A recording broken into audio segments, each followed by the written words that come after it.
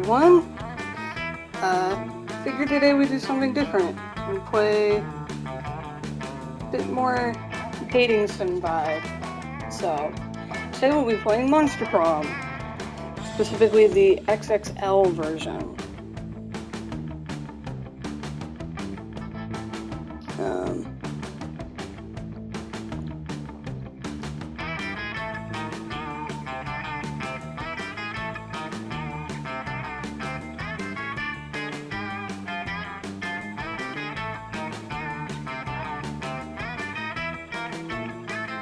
Yeah, just give me a second.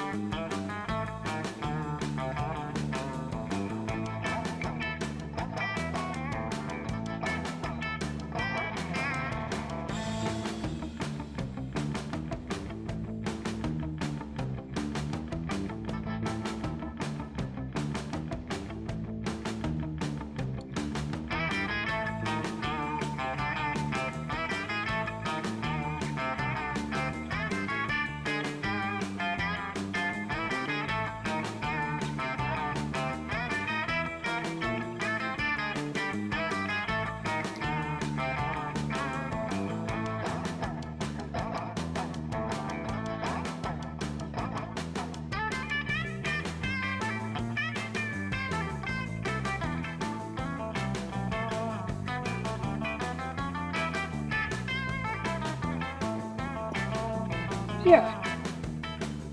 Let's get started then. Voice interjections. Yes. Let's go. Because if I remember off of this one, a lot of ooh, you can voice first term or second term. Okay. Welcome to stream. We just barely got started, so. Okay, so DLC, that would make sense. Let's start with first term, at least.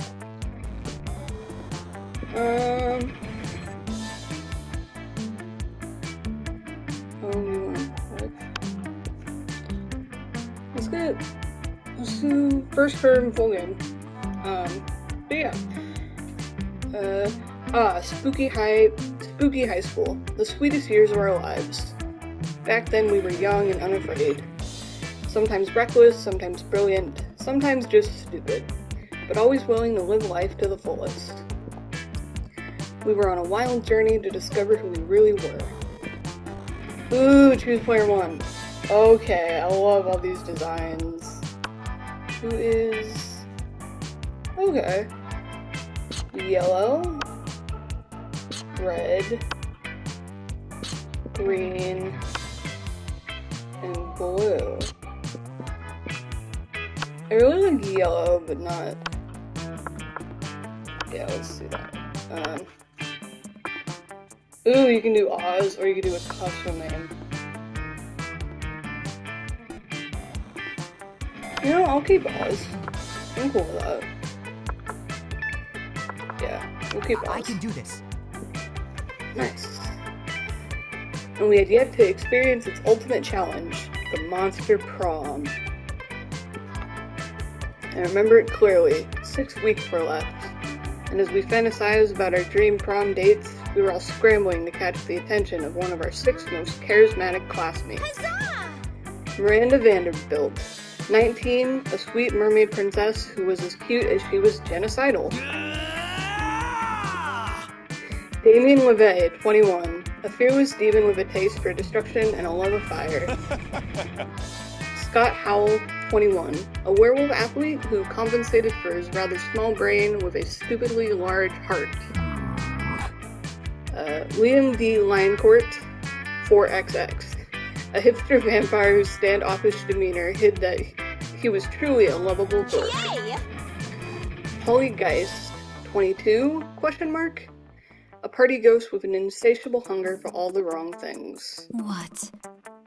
And Vera Oberlin, 23, a mean self-made Gorgon with a merciless sense of business.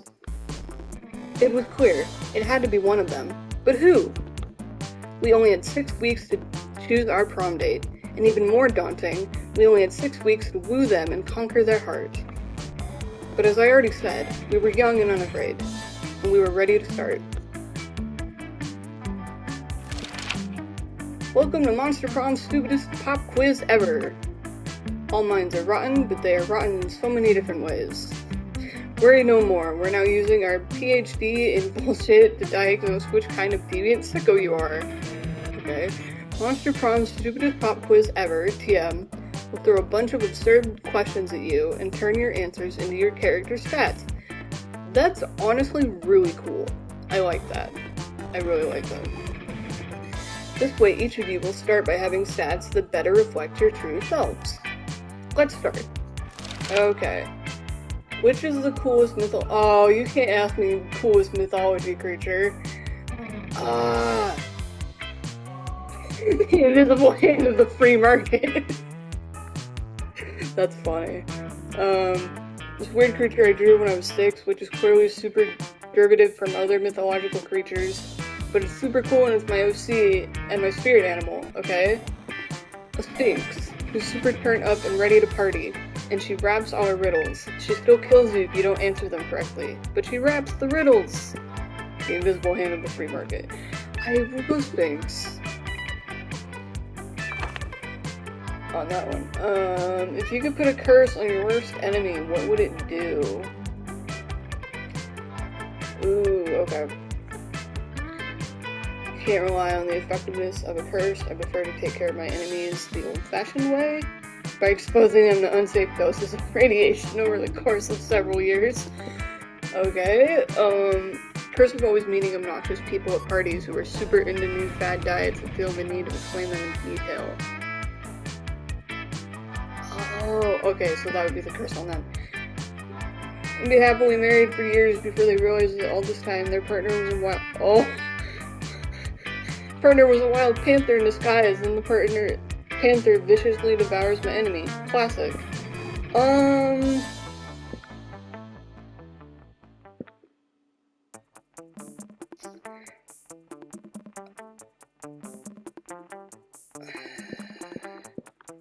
I'd say this one, I guess. Okay, that's charming, apparently. Gee. Find a genie in a bottle. You can ask for whatever you want. What do you ask for? Infinite confetti. His friendship. Before asking for anything, you try to negotiate up to the 3 standard wishes. Him not to be so cliched. A genie and wishes so mainstream. A rainbow that you can eat. I don't ask for anything. I drink the genie from the bottle. I can grant my own wishes. Honestly, I'll go with that. Oh, nice, Damien. Cool, okay. Welcome. We just did the stats quiz thing, so now we get to actually do the Monster Prom.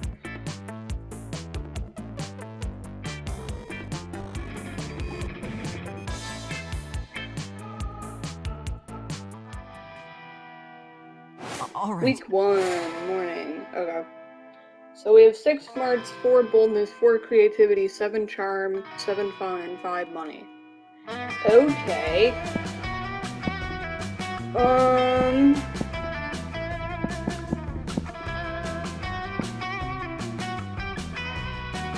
Because library would be where the vampire characters, I feel, because it was like the vampires bookworm. So I mean, who do we want to even go for, really? Because there's the 6 different characters.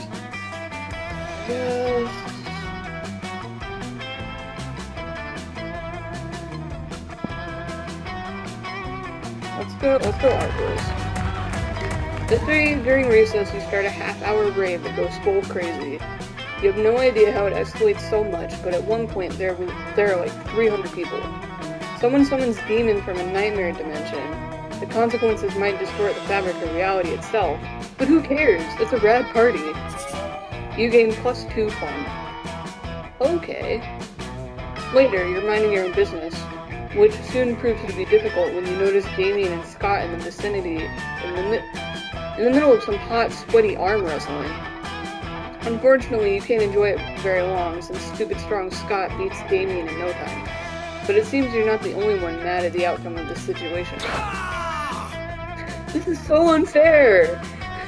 That one didn't count, Scott. We should arm wrestle, but with guns. Oh jeez.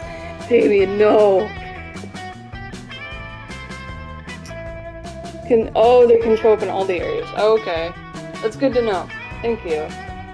So I didn't fully understand how that part worked, because I thought it was like, based on their personality, they stuck to one area the whole time. But bro, I've got these 2 guns already. And by guns, I mean my big arm muscles. Which, just to be clear, are not real guns. But still. Shut up, I will murder you. No, arm wrestling proves nothing. To see who's the very best, we should scream at a huge rock until it breaks just because of our pure rage and awesomeness. Or we should subdue a tiger with just a scary and manly look. Bro, now you're just quoting stuff from yesterday's episode of Ultimate Warriors of Mount Awesome. Thanks, bro. I'm the Ultimate Warrior. No! Arm wrestling doesn't mean shit. Hey, noob. Hey you, Oz. Not because arm wrestling isn't going my way, but I've just decided you should settle this tie by proposing a way to decide who the real Ultimate Warrior is around here. Oh.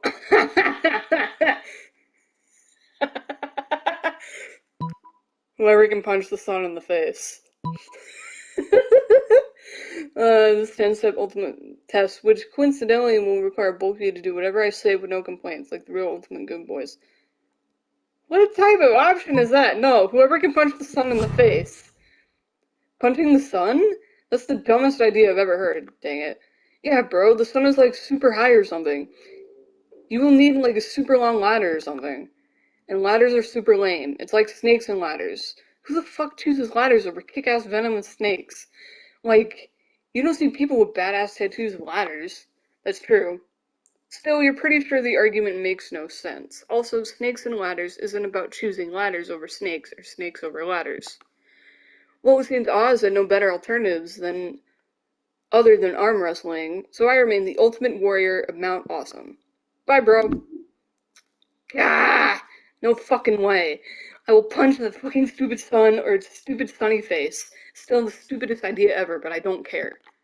But I refuse to use a stupid lame-ass ladder to do that. I will think of my own ways of getting there. Maybe something involving snakes. Bye, noob. You're pretty sure you will end up helping that stupid sexy demon in his attempt of punching the sun on its face, anyway. But for now, you lose 2 smarts and 1 charm for your stupid ideas. Okay, fair. Fair enough. Week 1 noon, okay. Alright.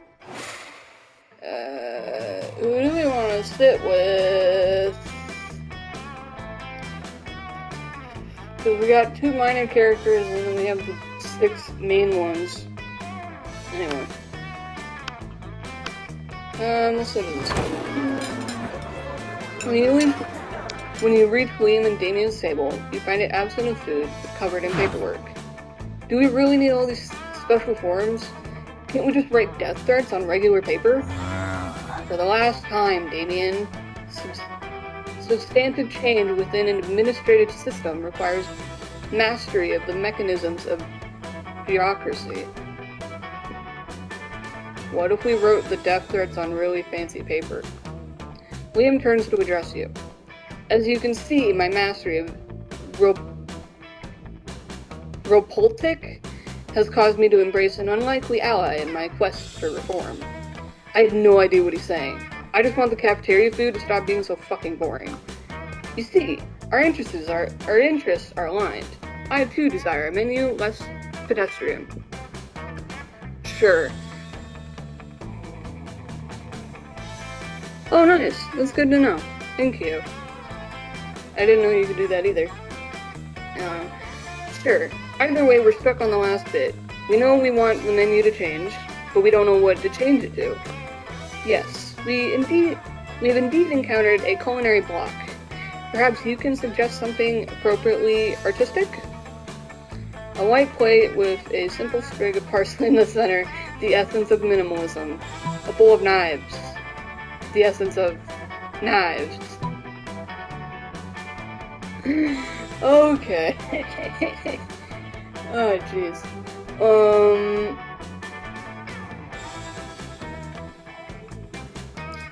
Because, yeah, these answers are kind of obvious who would go for what, I think. Yeah. Now that's interesting. Knives seems a bit didactic. Didactic? Anyway. We'll see how didactic it is when I'm stabbing faces with a bowl full of knives. You don't know what didactic means, do you? Rad. Nope, but I do know how funny it'll be to watch a bunch of nerds try and finish a knife bowl. Damien's application to add knives to the menu is a success. He starts holding daily knife-eating contests. Oh no. There are no winners except Damien, who thinks it's hilarious, and you, who came up with this. Week 1 evening. Alright. If you hover over your stat.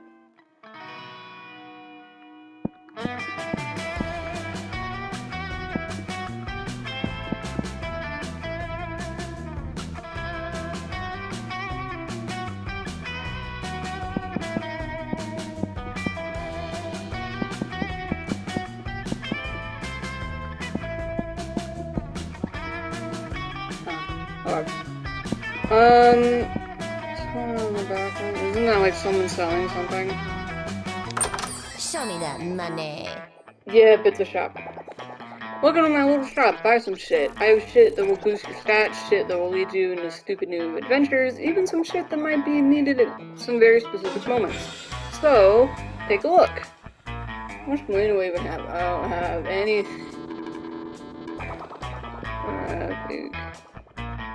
Why?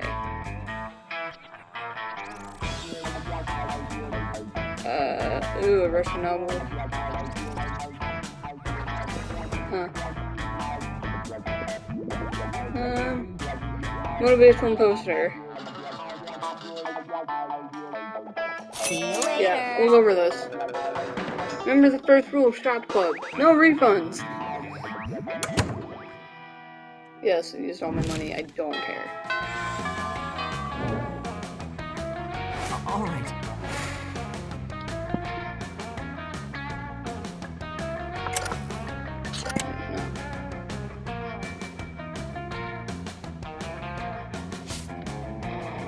Oh, okay. That's cool to see. Where, like, which one to go where. Creativity. Okay, yeah. We'll go. Oh, nice. Auditorium. We're gonna go to the auditorium, so. Nice. As they were rehearsing for the class play, it's as though the muses themselves have descended to give you a figurative blowjob. Your performance is intense and inspiring. It will be remembered for generations, which is pretty rad by high school plays standards. Yes, it is. You gain +2 creativity. Nice. As you go about your day, you can't help but notice Damien and Scott trying on beige business suits. By the time you get over to them, they've both taken the suits off and are examining them critically. Something still isn't right. Yeah, and I don't want to. And I really don't want to half-ass our Pokemon's cosplay. Coach says to always use your full ass on everything. I'm with you, man. Nobody gives more of a shit about the classic Pocket Humans video game than me. But what the fuck are we missing, man? We got the suits, the horn-rimmed glasses, the sickly pale body paint. Everything we need to cosplay Doug and Wilbur. The twin titans of real estate. I know who they are, Scott. I played the damn game. Now come on, help me think of what we're missing. You know right away what their costumes need. You reach into your bag and pull out the one thing no human could be caught dead without.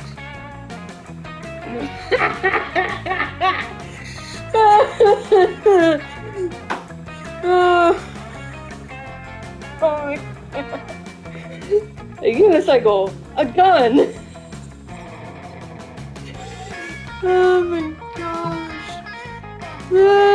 Fucking metal. Oh, sick! A real gun! What kind of bullets do you have in this baby? Let's see. Why is your gun loaded with silver bullets? Are you some kind of slayer? Oh fuck! Maybe this one is a human in disguise. Only one way to find out. Tear off the skin and see what's underneath. Then we turn them into a costume. They don't quite manage to tear your skin off, and they wear you like a suit. But they sure do try. You lose 2 smarts and 1 boldness. Dang it.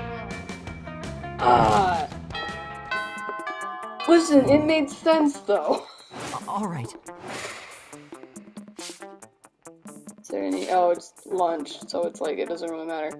Go to Damien's table, or go to... Yeah, I mean, we could talk to Polly. Polly's there. Listen, Oz, you could totally sit with us. I just hope you didn't bring a gun to a bazooka fight. Yeah, we're showing off our best flasks. Well, not the best flask, exactly, but the best contents. Good God, our literal actual flasks of alcohol openly allowed in the school cafeteria? Are there no rules?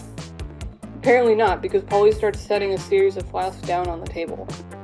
Okay, so this is beer, my WC wine, whiskey, enthol alcohol, the soul of an infant, jeez, Polly. Ha! Weak. This is radioactive absinthe. This is fire. And this is literal poor life choices. Okay, but this one has another smaller flask inside. It is the ultimate flask. They could probably go on like this for goddamn ever.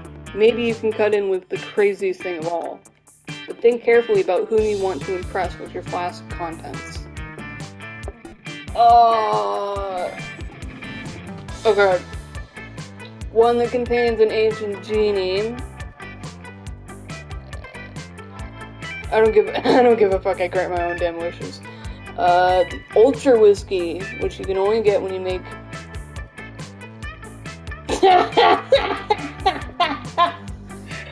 Ultimate whiskey, which you can only get when you make 2 bottles of the best, purest whiskey and make them mate. Oh my gosh.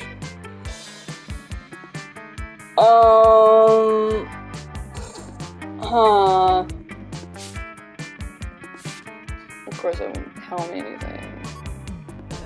Because at this point we're just really close with Damien, so I figured we'll just stick with Damien this one.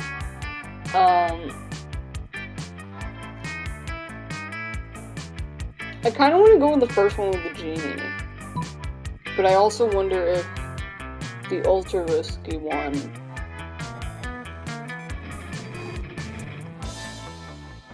would do it.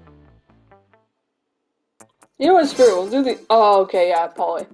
So, we did the ultimate whiskey. Anyway. Heck yeah, heck yeah, heck yeah! Let's rage!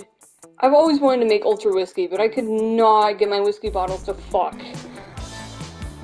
What is this game? Anyway. I tried everything. Wood lighting, sultry music, chainsaws, you know, all that cliche romantic stuff. But it seemed nigh impossible to get them to make sweet whiskey love. I almost started to think inanimate objects can't have sex. But I've had tons of sex with inanimate objects, so that was just silly. Oh my gosh, Polly. But if you can make whiskey x whiskey turn into ultra whiskey, we should definitely apply that principle all over the damn place. 2 cars to make a limousine, an orgy of iPhones to become the iPhone XXX, the most advanced update possible, duh. A microwave and a Russian novel to get a pair of designer shoes. How does that make that? That doesn't make that. Can't wait to create the doper stuff than the world can even handle, probably. Well, the world probably doesn't need to worry about handling it, because there's no way you can pull that insanity off. But yay, for plans with Polly! Okay, well, that was worth a shot. Pun not intended, because they were talking about whiskey. Where to now? What is this? Where is it? Oh, the bathrooms is there.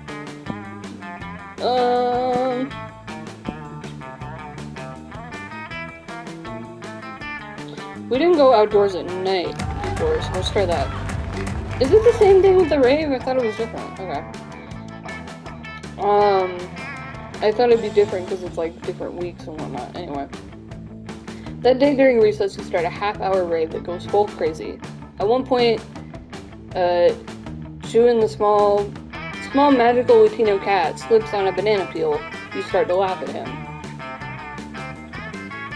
He asks you to stop, but you don't. You laugh so hard at him that you somehow steal 2 fun from him. Hooray! You're wondering if anyone is going to try to punch the sun anytime soon, when suddenly... Sup, Oz? You stun-punching helping motherfucker? Oh, jeez. You ready to help me punch the sun? Heck yeah! It's what you were born to do, or something. Welcome! So I did some research on it, and it turns out that the sun is pretty fucking far from the Earth. Who would have ever guessed this shocking revelation? In fact, it seems the sun is closer to space than Earth, so to get there, we're going to need a spaceship. The only question is, where to get one of those things?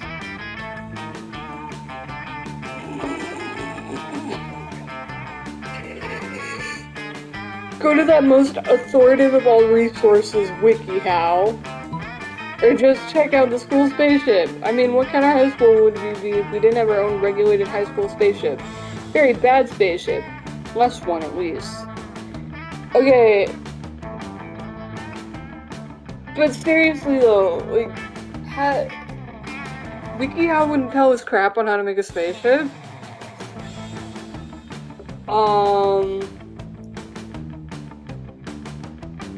Yeah, we'll go with this one. Oh shit! Spaceships are real things? I thought a spaceship was when you root for 2 pop culture icons to fucking near Earth orbit. Oh, jeez. What? I mean, to be fair, he's a demon, but oh my gosh.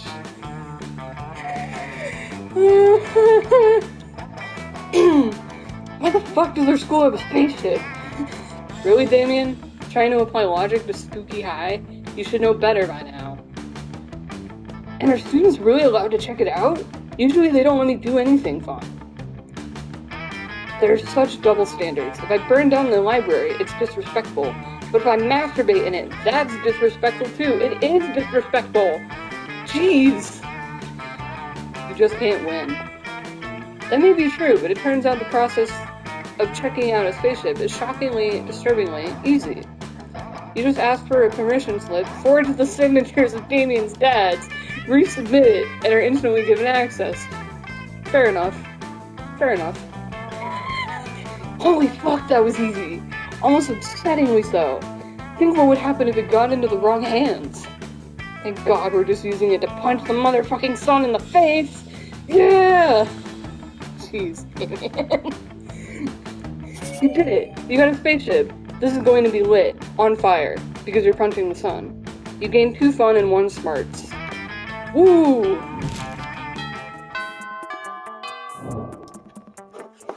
Alright. Every time the bell goes off to, like, say, like, different times of the day and whatnot, it reminds me of the bell sound in the Danganronpa games, and I don't know why. Anyway... let's actually go to class for once, jeez. That day you listen to your elders and learn valuable lessons. Sometimes, after all the monster nonsense and the dating gimmicks, you forget that attending class is supposed to be the primary activity at this high school. You gain 2 smarts. Later, you see Damien packing a bag, sorry. I'm going away for the weekend. To detention. I have fucking detention again. Why? Just because I rigged the teacher's lounge door with booby traps that ports selkie piss on whoever opened it. Oh, jeez. I mean, I didn't even set anything on fire this time. Let me spill the tea. The school is strict as fuck. Anyway, just brainstorming some ways to keep things entertaining beyond fucking ditching.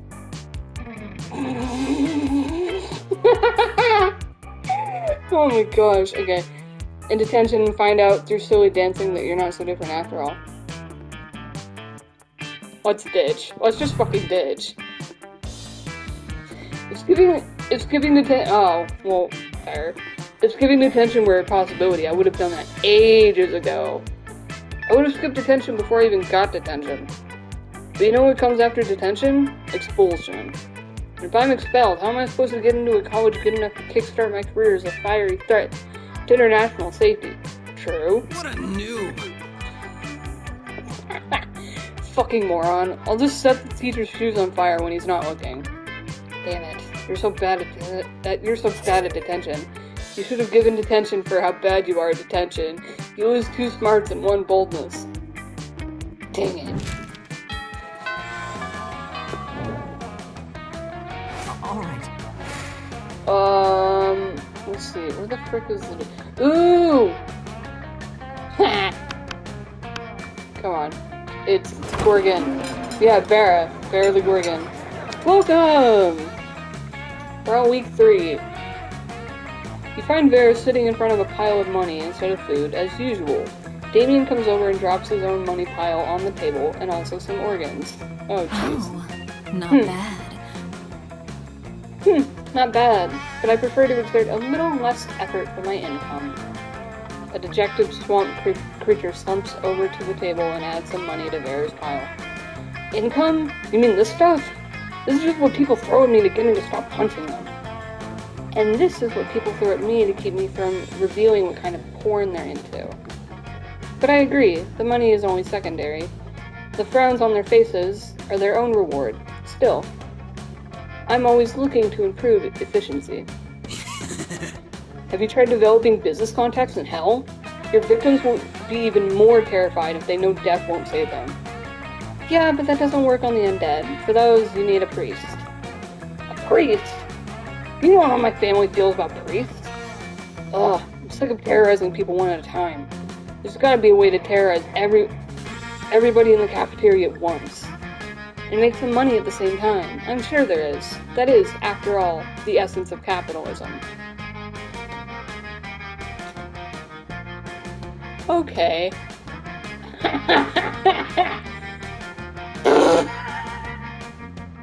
What is that second option? What? I mean... Okay, so set the building on fire and charge an exit fee. Or trick everyone in the cafeteria into having an orgy and film it and then blackmail. What is this game? Goodness. I mean, that would get you more money. If you're talking about the money aspect of it, that would get you more. Because sometimes people, they wouldn't do an exit, like they just run and they wouldn't do an exit fee. So this might actually get more money. Oh, that got her impressed. Okay. Simple, elegant, raunchy. I like your style. But how are you going to trick a whole room full of people and having an orgy? Don't tell me you don't know how to do that. Is this something you do all the time? Is this something you don't do all the time? I thought you were a prince of hell. Huh? Yeah, but I'm the prince of the burning spot, the burning part of hell, not the sexy part of hell. That explains it. Well, to answer your question, this is a room full of high schoolers. A slight breeze could instigate an orgy.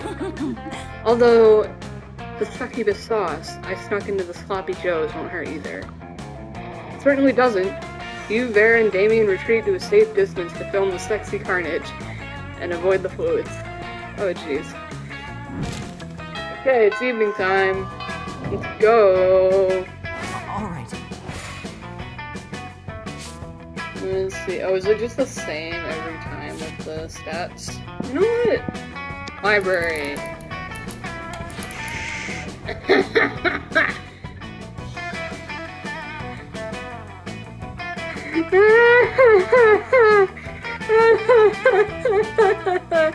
Oh my gosh.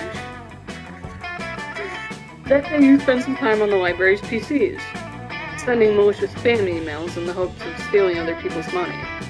It doesn't sound very nice, but who's really the one to blame if they respond to such a blatant scam? You lose 10 karma, which isn't a stat in this game, so who cares, and you gain 2 money. Oh my gosh. Okay. 1 tow truck, 2 tons of rocket fuel, and 3 gallons of whiskey later, you and Damien are ready to fly to space and punch the sun. Because that's still happening.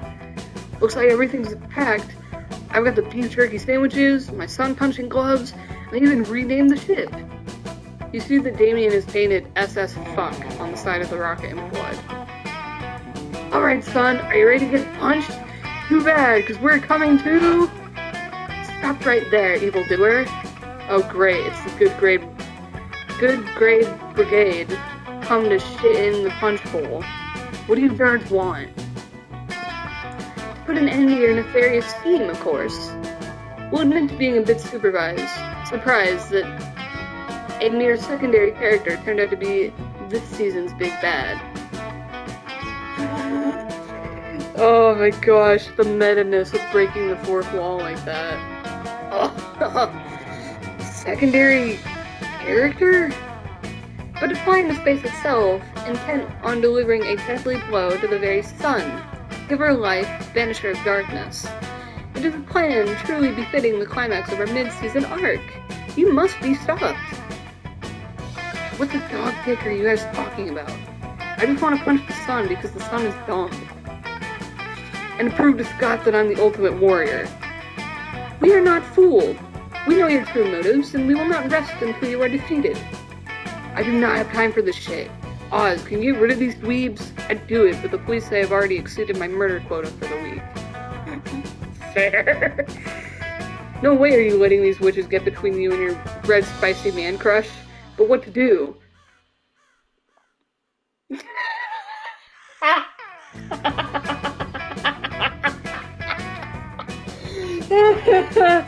Oh, no, you fools! The sun was the big bad all along! Oh my gosh, okay. Your mission to punch the sun is part of an ancient and righteous quest. I mean, we could, but that would impress them, but we want to deal with them and, like, get them on their back.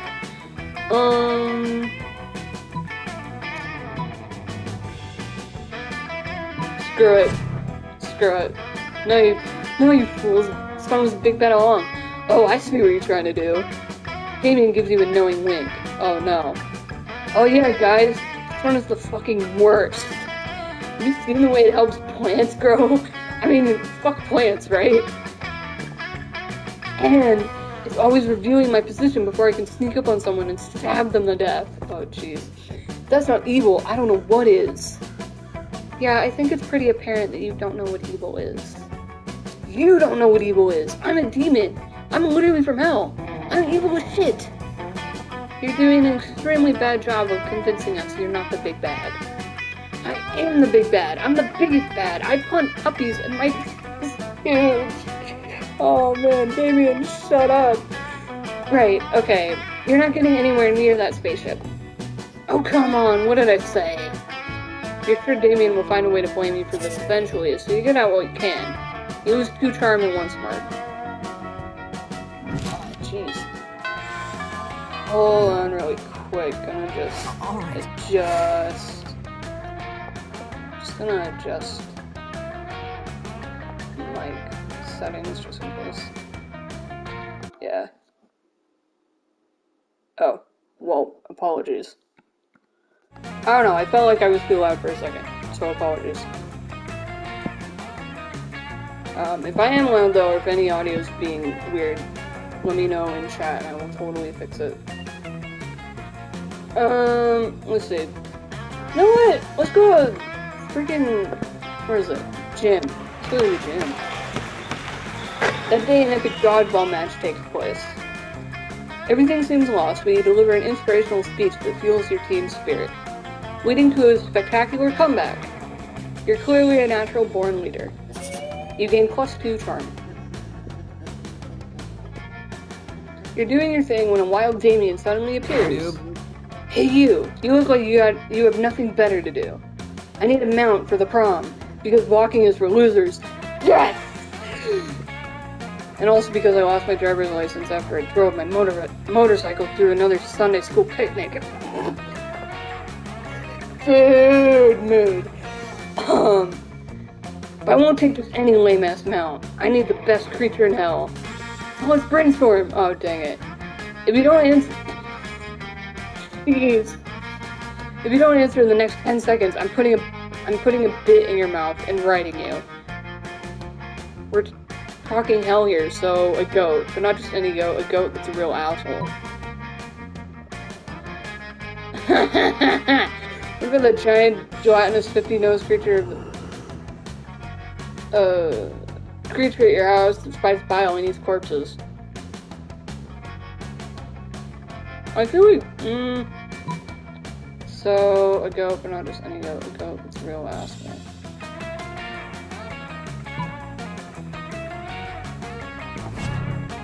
Ah. Oh no! No! Ah! Are you talking about Grandma? You want me to ride my grandma into prom? That's not what I meant. Would you ride your grandma? Oh shit, what if they think she's my date? It's bad enough I have to feed her and bathe her every night. You know, you look about the right side to be a grandma treat. You're pretty sure that's not a compliment. You flee before you can find out for sure. You lose 2 charm and 1 fun. Dang it! I didn't mean that. I didn't mean his grandma. Dude, I didn't think that'd be it. Okay. Let's go over here and talk to... Miranda. That's who the other one was. No sooner have you sat down at Damien and Miranda's table than a haunting melody fills the air. It is a melody of cold northern peaks, of cloying sweetness, of a supple bovine teeth. The song of... The Ice Cream Wizard! He's here! He's here! I'm gonna eat so much ice cream and then puke on someone I don't like! Oh goodness, the Ice Cream Wizard only comes but once per solstice, during the hour of the Ascendant Pancake. You see an old dude in a floppy blue hat pushing a refrigerated cart with dipshit magic painted on the side. Ugh! So many great options to choose! Should I get a Magnum bar? Brain Destroyer? Chocolate boomstick? What about Fear of Death? A frozen cobra? Berserker berry blitz? The wizard's frozen treats invariably turn me into a frog for some reason.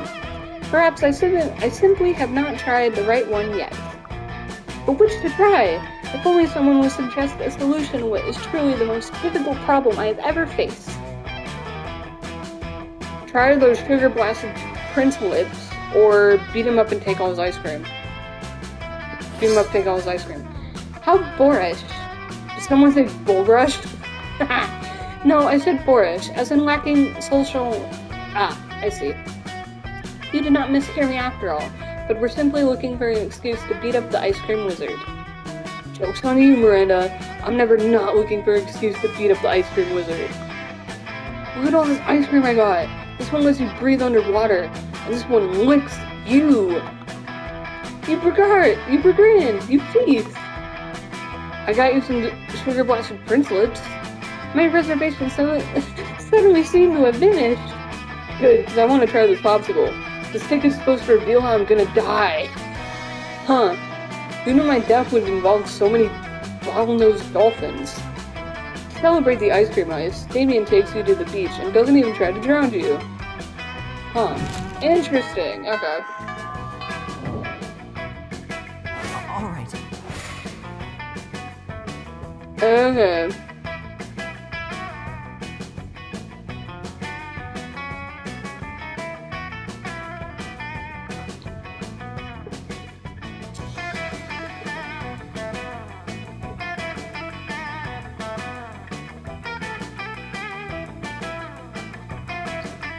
Trying to think on which one to do this one.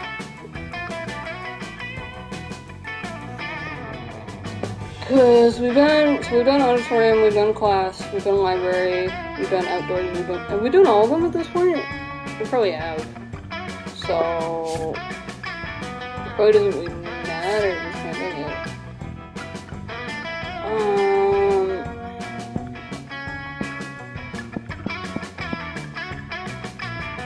What is my highest one is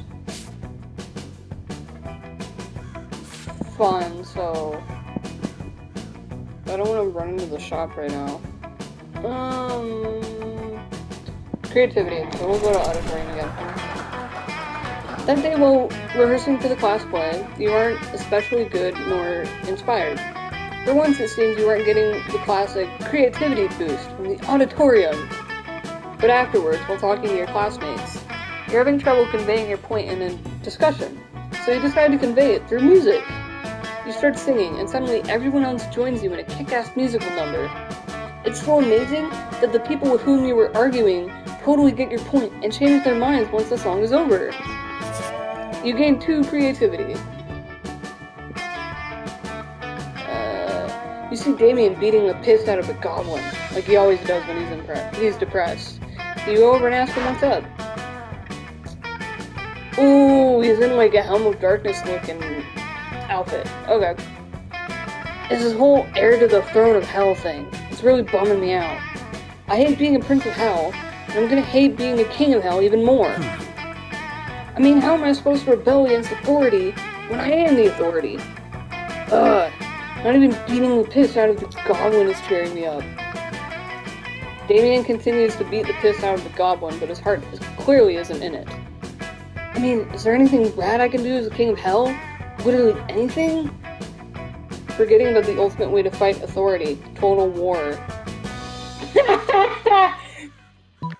Kings have harems, and I definitely join yours. Oh, jeez. Okay. But he wasn't super into, like, sexy stuff when we were with, when we were in the cafeteria and the orgy option came up, so...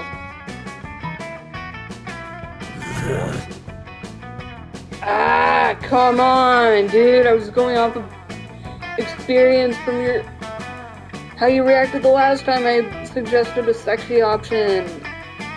Anyway. War? What the fuck is that good for? Answer. Absolutely nothing. Violence is only cool when you're doing it to people who are weaker than you. War is all about armies fighting armies. I'm all about armies fighting civilians. But you're not a prince. I guess you'll never understand. Unless I make you understand. Come to think of it, you look a lot weaker than me. Oh no! Oh jeez. Whoever coined the phrase, what doesn't kill you makes you stronger, never got a beating from Damien. You lose 2 fun and 1 boldness. Oh no! I only have 1 boldness now. Dang it. Alright.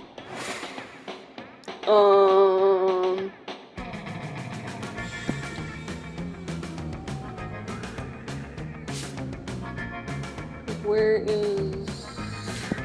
I guess we'll just go to the bathrooms again.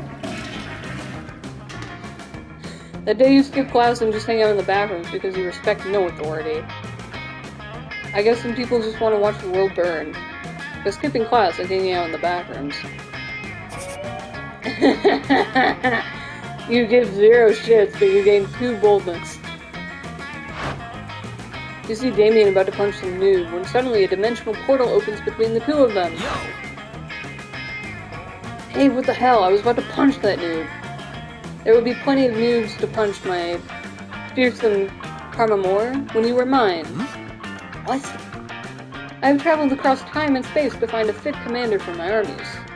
And for my bedroom. Oh! You want me to come over to your kingdom so we can kill people and fuck? I wouldn't put it quite so crassly. Fucking metal!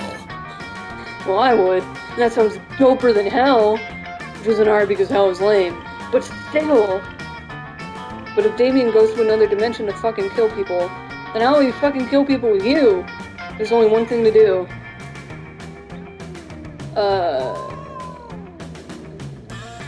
Defeat the prince's entire shitty army using nothing but a calendar and Gert's throat. Is that even possible?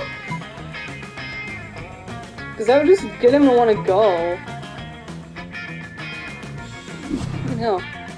Armed with your trusty colander and helm and furious grapefruit, you charged through the rift. Yeah, it didn't work, did it? Directly into a fully armed battalion of extraterrestrial orcs. Oh, jeez. They spent the next several hours cutting you up and beating you to yourself. Oh, no. No!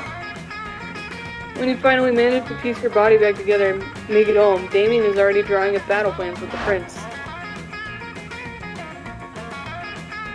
Oh, no! Right, because he was impressed already, dang it. Okay. Dude, your army is so incredibly sick. Did you see what they did to that pathetic loser with the grapefruit? I did, my love. I did indeed. Why did you go into this battle with nothing but a kitchen implement and a piece of fruit? Why didn't you bring weapons? You lose 2 fun and 1 boldness. Oh no. Oof. All right. Oh, it's Damien Scott again. Let's see how this goes. You sit down to enjoy a nice normal meal in the spooky high cafeteria, as usual. Lol, JK. Something fucked up is always going on around here, and today is no different. Oh, hello, Oz. Did you want to come sit with us in our imaginary friend? No one else is here. Their imaginary friend roars, and the whole cafeteria shakes. Okay, Oz. Oh, okay, Oz. You have some smarts. You're probably going to figure this out pretty quickly. Why do we have a wild beast under a table? Why don't you take a guess? He's asking you to guess because we totally forgot our plan. Scott! No, we didn't! Shut up! We were going to teach you the piano. Or maybe the saxophone? I forgot my notes. No worries, no notes needed. You know exactly what they should do with this wild beast. Wild beast should be the new school mascot. Put him in a sports jersey and let's rock. Go team! Turn into the next Monster Chef champion. That one. Yes. What a kick-ass idea. Which was obviously ours. You're right, but that was our idea. Hooray! We're geniuses! I have just what we need here. Training montage music. Suddenly you start a training montage in which the 3 of you try to teach cooking to the wild beast. You suck at it since you're not big chefs yourselves, and also because it is wild beast, and keeps on devouring people and wreaking havoc. But it is quite an epic training montage. Afterwards, you're all sitting excited in front of a portable TV. Monster Chef show is about to start. You're holding cute, supportive signs, and you even got yourself a custom-made t-shirt of the wild beast. Whoa, this is the big day. Also, how's it that we trained the wild beast and it's now on the show, even if it's still noon and the cafeteria time hasn't even ended? Shh, Scott, time works in mysterious ways when it comes to training montages. Okay, boys, I only hope it isn't a souffle challenge. We know the wild beast isn't good at souffles. The wild beast isn't good at anything aside from devouring people and wreaking havoc. You quietly watch the show. The challenge is Beef Wellington. Oh yeah, no souffle. And so surprisingly, once the challenge begins, the wild beast just starts to devour the other contestants and destroys the show's set. You can see the judges screaming, "Who the fuck let a wild beast enter the competition?" Wild beast is disqualified. No! Well, I guess that's it. We might not have won the cash prize, but we won the best valuable of prizes. The prize of laughing at our wild beast fucking up everything on the Monster Shot set, which is a memory we'll cherish forever. Is Damien ready to cherish memories that include you? Wowee! Is he? That'd be dope. Because, I mean, we're on week 5. Alright. Technically week 6.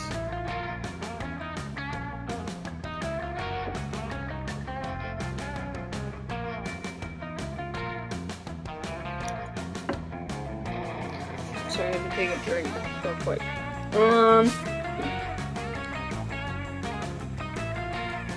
What are we lacking in?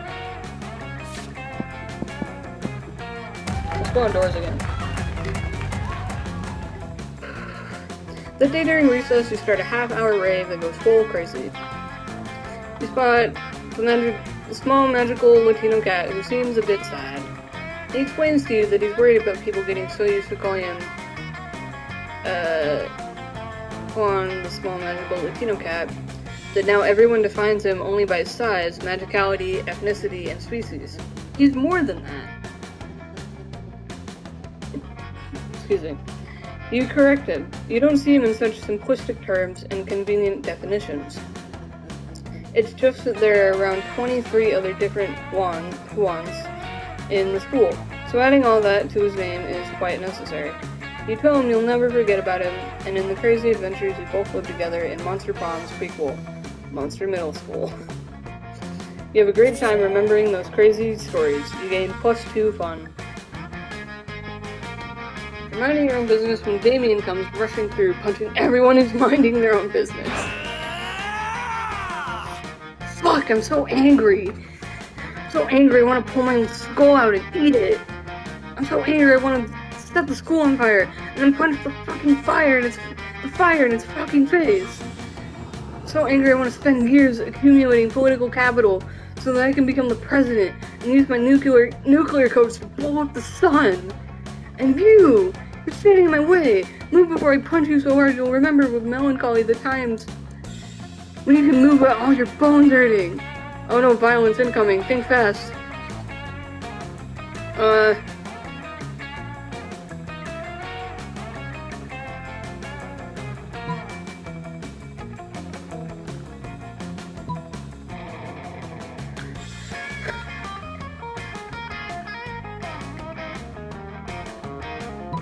I'm trying to think of, would thinking of something clever actually get something here?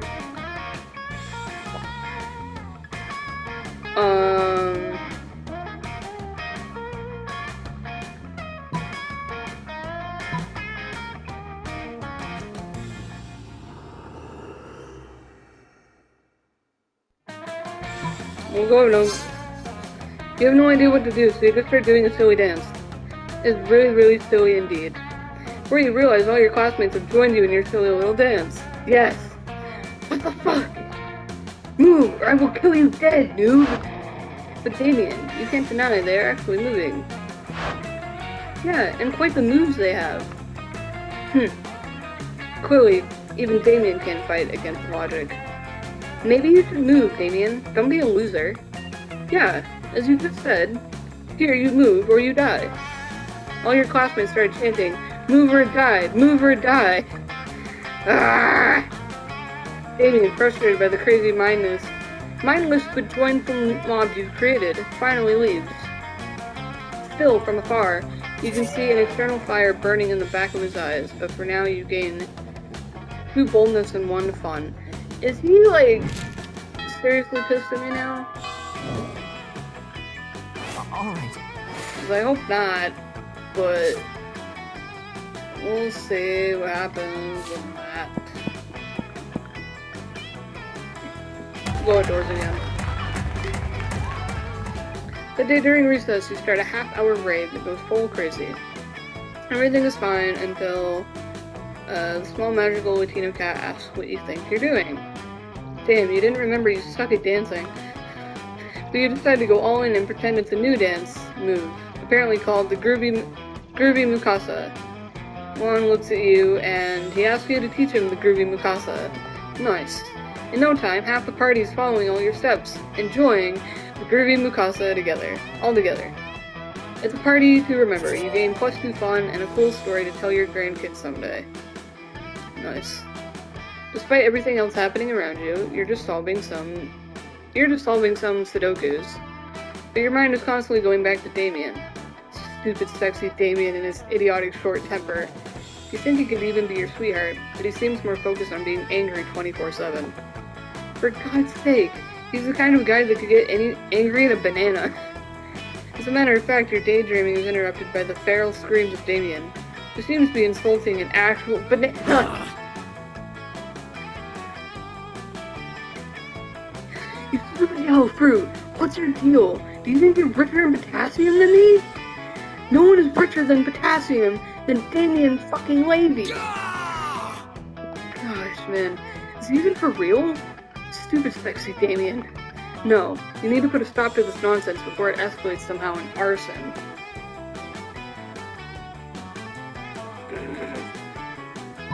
Eat the banana!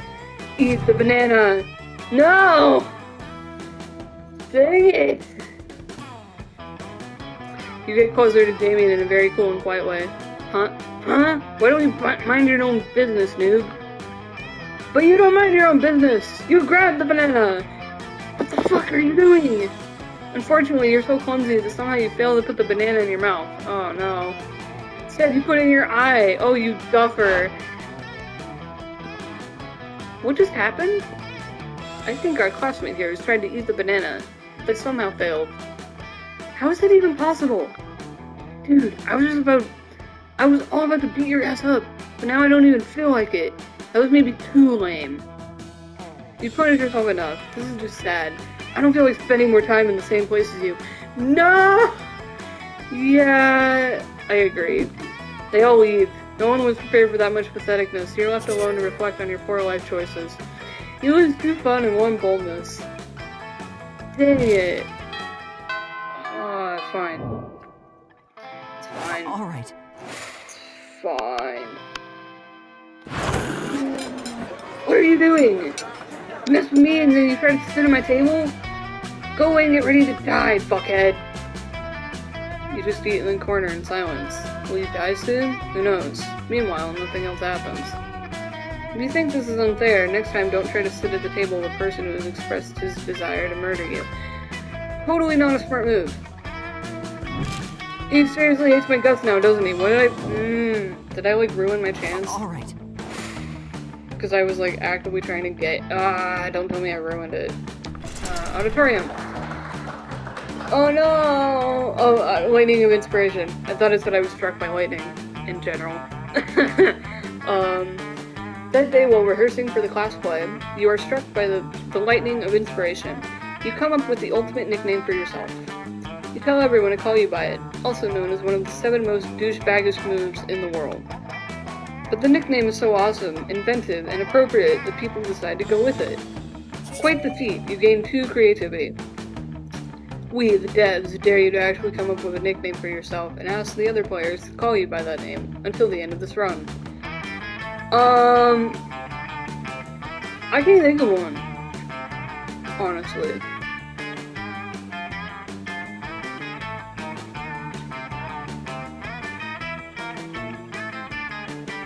I guess Trin?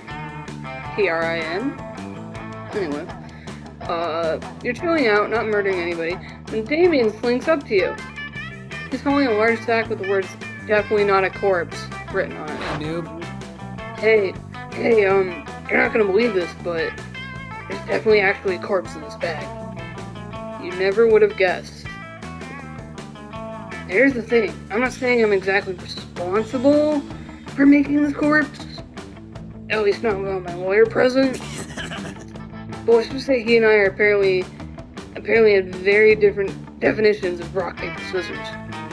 Anyway, I'm not interested in going back to jail, so I need you to help me hide this body real quick. It could be it would be an extremely attractive thing to do. Luckily, hiding dead bodies is kind of your thing. You share your brilliant solutions.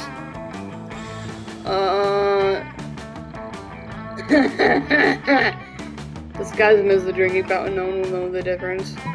Just chuck him in my garage, he'll blend in perfectly with my collection of vintage dead bodies.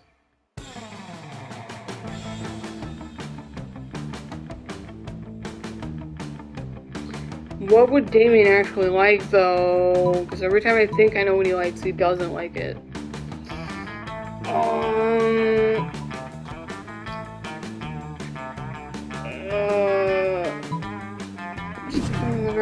Dang it! I keep messing that up every time. Anyway, you throw the corpse in the back of Damien's dread chariot and hoof it over to your garage. Holy hell, are these all yours? Some of these are real classics. Michael Jackson, Alf, Pope John Paul I. Wait a second. These are all people I murdered. Have you been stealing? No! Have you been stealing my murders this whole time? All this time I thought you were a super cool serial killer. You're really just a low-life kill stealer. Oh, dang it. Shame on you. Get your own murder victims. Damien storms out of your house, smoke literally coming out of his ears. Damn, you hoped you wouldn't notice. It was 2 creativity and 1 charm. Ah, no, because the prom. Who will you take to prom? Can you actually take him? Can you? Hey, noob. I'll ask him, but I don't think he'll respond well. Alright. You finally pluck up your courage and ask your beloved to go to the monster prom with you. Prom? With you? How can I put this delicately? He's gonna decline, isn't he? Fuck no. You fucking suck! Epic loser. Oh, dang. This failure haunted you the rest of your life, and you never moved on, becoming a total and constant failure. You never succeeded at anything again. Except for that time you won at Monsters Got Talent, but your talent was being a failure at love. It astonished everyone how bad you were at romance. Not any less sad, though. Oh, jeez. 16 new events, 16 new outcomes. Total runs. 16 events. Oh, wow, there's a crap ton of outcomes. Most likely to become a lasagna. I left like 20 corpses buried under the football field, suckers. Okay, so that happened. Oh, nice. Those 6 weeks were maybe the best, most epic, and absurd weeks of our lives. After the monster prom, we kept on living our lives, falling in love, battling for friendship, and learning about who we were and who we could be. And you know what? Like it always does, life happened, and it was wonderful. Damien became an interior designer, specializing in torture machines. Oh jeez. Last month, Vogue magazine called his products the refined marriage between macabre and chic. Interesting. Vera realized she was a character in a video game, which infuriated her. Oh jeez. She spent her life making connections and building power because she's not a part of the game. She plays the game. So be careful. Maybe now she's the one pulling your strings. Scott became a world-renowned athlete, but he ended his career to come back to his hometown and take on the job of the athlete he admired the most. And he's back at high school again, working as the coach. Oh, nice! For those 6 weeks, the monster prom seemed larger than life. And then it was gone, just like that. The battle for monster prom might have ended then, but there were plenty of battles left in that war called youth. But once again, we were young and unafraid, and we were ready to start. And the song is freaking banger. Trust that fell into my house and would be taking that thing over the West Coast. It's times like these into the heart. It's done before we had a start. It goes on in my head. La la la la la la la la. Yeah. This song is so good. This band. Yeah, 15 Minutes by Mike Kroll. Yeah, there's so many YouTubers in here, man. Or not YouTubers, but like content creators that I know about. So it's like nice to see that a lot of them are working on projects like this. So it's cool.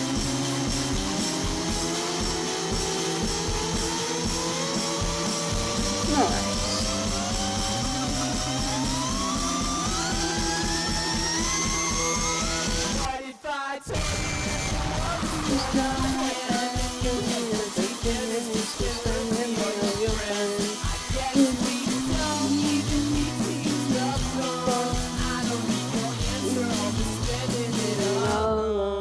What? Okay. Nice. Thanks for playing. Okay. I'd say let's try the, oh.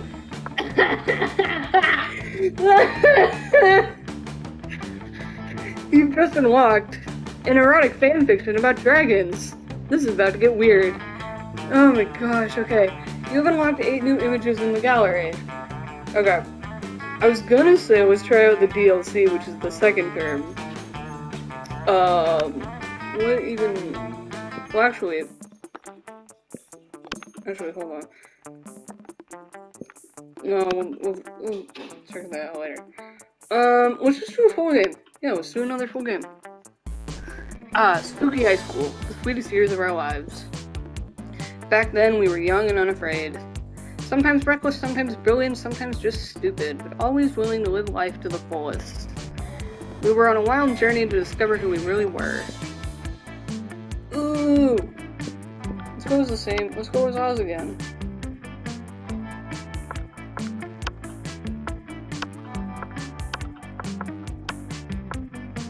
Sure thing.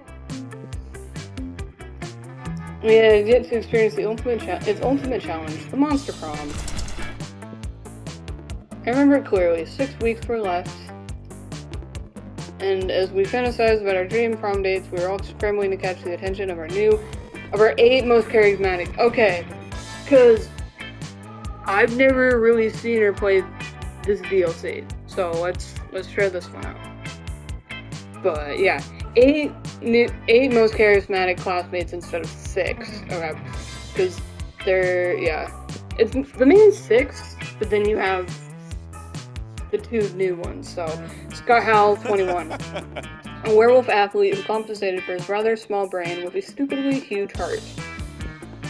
Miranda Vanderbilt, 19, a sweet mermaid princess who was as cute as she was genocidal. Polly Geist, 22? Question mark? A party ghost with an insatiable hunger for all the wrong things. Damien LeVay, 21. Nice. Fearless demon with a taste for destruction and a love of fire. Liam D. Lioncourt, 400XX. A hipster vampire whose standoffish demeanor hid the fact that he was truly a lovable dork. Nice. Zoe, Forever? An eldritch cutie who went from endless deity of the dark realms to ultimate fangirl. Oh, that's cute! That's really cute! Calculester Hewlett-Packard, version 1.0. A library computer who had become a sentient robot ready to experience life to its fullest. And Ver Oberlin, 23. A mean, self-made Gorgon with a merciless sense of business.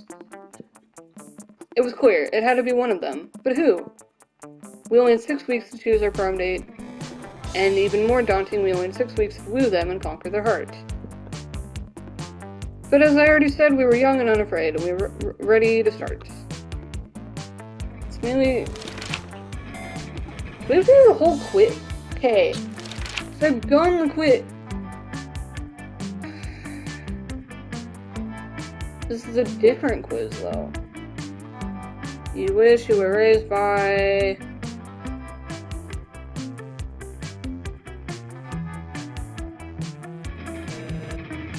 Pack of wolves.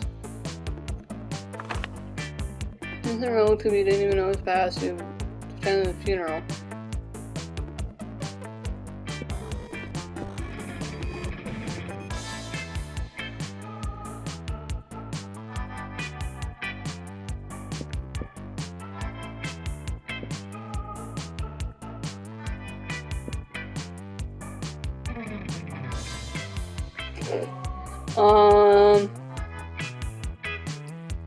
Let's say that, yeah, flamingo. If you were a product, what would be your slogan?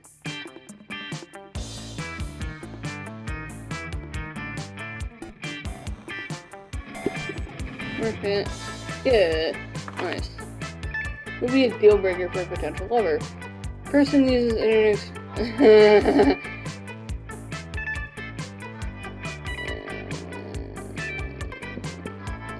Mediocre, I guess? Oh.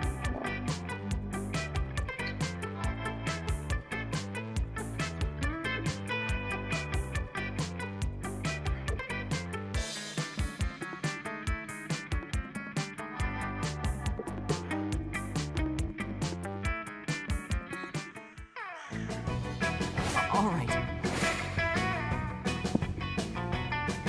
Okay. That day while rehearsing for the class play, it's as though the muses themselves have descended to give you a figurative blowjob. The performance is intense and inspiring. It will be remembered for generations, which is pretty rad by high school play standards. You gain 2 creativity. Or what? Trying to focus on your own love life, but the sloppy makeup sounds coming from Violet and Tate are making it difficult. Oh, nice! Let's go. Take that somewhere else. My snakes will never be able to digest their food if they have to watch this disgusting display. Yeah, and my fanfiction muse is running for the hills. How am I supposed to write romance when the two of you are making it look so unappealing? No surprise you're alone. Well, sounds like someone is a little bit jealous over our amazing, perfect, wonderful relationship. We're not bothering anyone. You commented on my fanfiction, still not as romantic as every day with my bae. And then a bunch of heart eye emojis and stars and also the kimono emoji? Why did you comment the kimono emoji? You see though, this is why it's better to be strong, independent, nightmare creature. Terrifying women, terrify women. You don't know what you're talking about. Oz, you're always trying to romance your classmates in various unlikely ways. Is that a jab at the game? It's a couple versus a pair of people who don't understand the joys of being in a couple. Go on and be the tiebreaker. Well, if Zoe and Vera don't want to be in relationships, it's gonna be hard to get them in a relationship with you. It's time to convince one of them.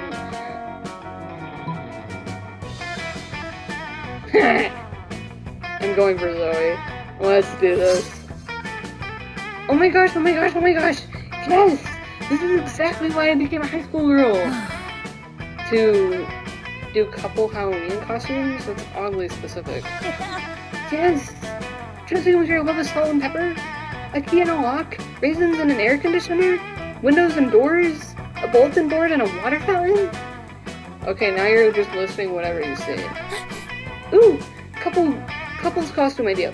Go with Violet X Tate. Or X Damien. Liam X Damien. Calculus or X Scott. Calculus or X Miranda. Now you're just listing our classmates. Of course. If you can't cosplay as your own classmates, how the hell are you gonna cosplay anyone else? Can I get an amen? Amen. Of course Zoe is a RuPaul's Drag Race fan. Point is, you made her super happy. Maybe one day she'll cosplay the couple of Zoe X Oz. 2 creativity and 1 charm, T2. Let's go. Yeah, we're going for Zoe. All right. We are going for Zoe. Where is she? We sit down with Zoe and Polly. Zoe is slurping sanity out of a Tupperware container with several of her mouths, and Polly isn't eating anything at all. Welcome! We're playing the second turn when we just got started. You feel a little uncool for being the only one at this table eating normal food. Oh, hey. Speaking of eating food, oh yeah, Oz, I can read your thoughts, sorry. Why are you even here, Polly? Why are any of us here, Zoe? The universe is vast and full of mysteries. No, come on. I mean, why are you here? In the cafeteria? I mean, Miranda comes here to supervise her eating serfs, and Liam comes here because he presumably feeds on food picks. But you don't feed on anything at all. So why are you here? Why are you out doing fun candies or getting laid or something? Jeez.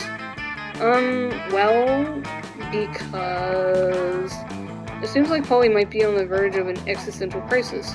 Those are really serious for ghosts. Save her!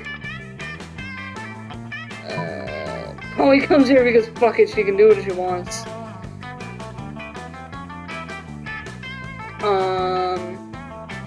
Yeah. Polly comes here because fuck it, she can do what she wants. Heck yeah! You just said my two favorite words. Fuck and it? No! Fuck it, and she can do what she wants! I mean, like, I also go to the gym, even though I don't have a physical body. Why do you do that? To look at nice butts! And there are butts here in the cafeteria, too. So there's your answer. So your answer is that you come to the cafeteria to look at butts? I go everywhere to look at butts, Zoe. And I'm proud of that fact. You catch Polly looking at your butt for a minute. That's a good sign. I mean, okay. Alright. Let's go.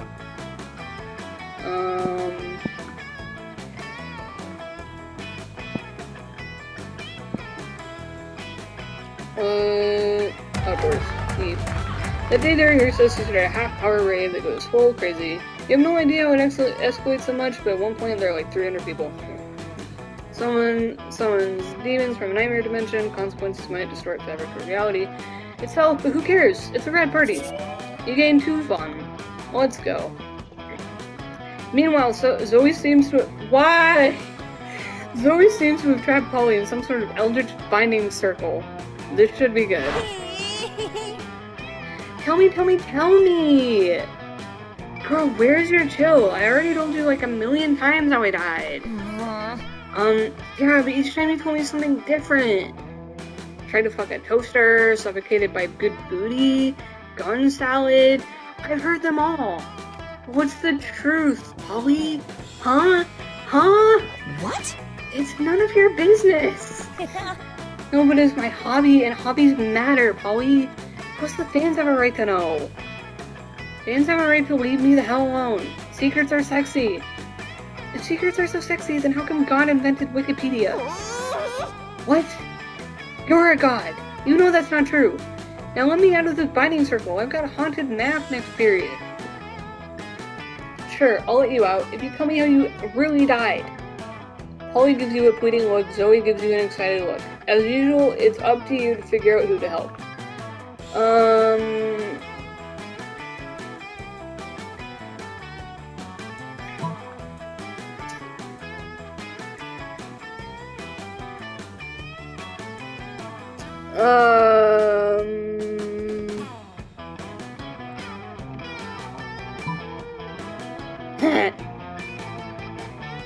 Yeah. So effing cool. Oh my gosh. Wowza! You wrote an entire espionage AU? Can I see? Of course you didn't actually write an entire espionage AU. Time to improvise. You reach into your backpack and pull out a manila folder sealed shut with electrical tape? You mean nipple tape? The sexiest kind of tape. But what's inside? I can't read it. Let me read it. Please let me read it. I want to read it. Reveal the contents of the folder now, mortal, or it will turn your skin to bone, your bones to skin, and fashion the quivering anagram into... Oh geez, I don't know what came over me just now. I'm so sorry. It's okay, you were just overwhelmed by all those sexy secrets. You're right, Polly. I learned a valuable lesson today. Fanfiction is like jazz. It's really about the formative character moments you don't reveal. Zoe runs off to write her new fanfic, Spooky High, leaving you and Polly to get utterly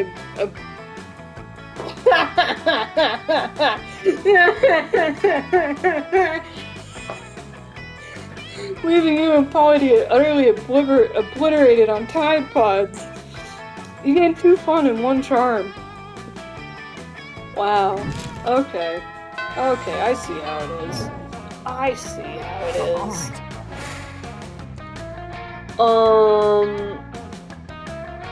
Doo-doo-doo-doo-doo-doo. Auditorium again. Apologies. That day while rehearsing for the class play, you totally forget your lines. It's terrible. But you don't let that get you down. You start improvising all your lines. And it's marvelous. Somehow it enhances the pathos of the play in unexpected ways. And that's saying something, since half of your improvisation is a rap battle against your inner fears. Oh, interesting. You get into creativity. You notice Polly stumbling around with half her body inside a wall. She looks like she's having a great time. Calculester doesn't seem to think so, though.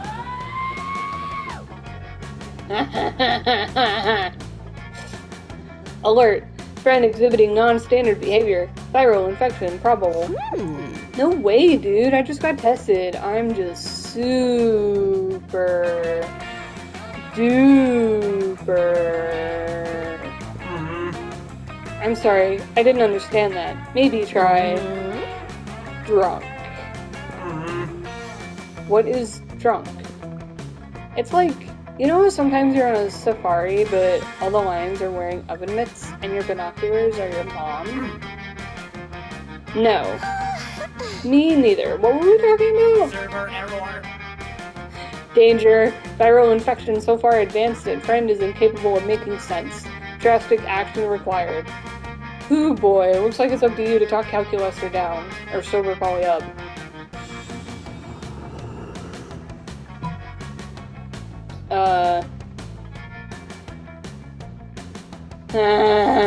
You know, an AA meeting.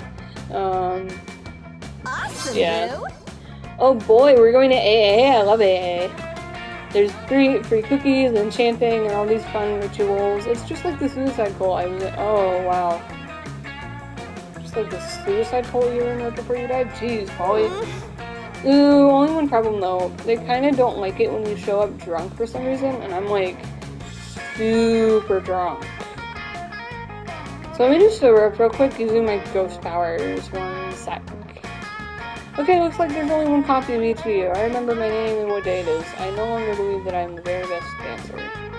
Yep, totally sober. Let's go get some cookies. Success achieved. Analysis. Virus appears to have subsided. Intervention no longer necessary.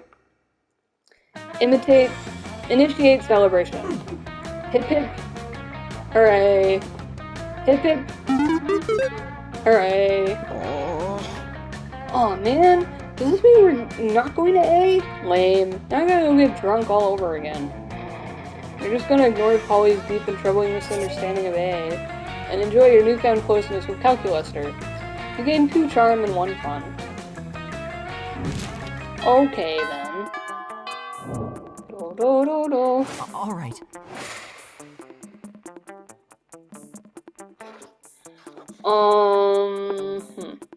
Where do we want to sit? Oh, it's the 2 nerds. Yeah, let's go. Calculester is enjoying a nice, quiet lunchtime charge when Zoe interrupts his reverie with a question. Hey, Calculester, I'm making a quiz so students can figure out which spooky high vending machine they are. You're friends with the vending machines, right? I am friends with every person. Friend, Zoe. But, like, are the vending machines people that you're friends with? That is a rather insulting question. Yes, vending machines are people, and yes, I am friends with them. Oh, so vending machines have feelings? Of course they have feelings. Which feelings?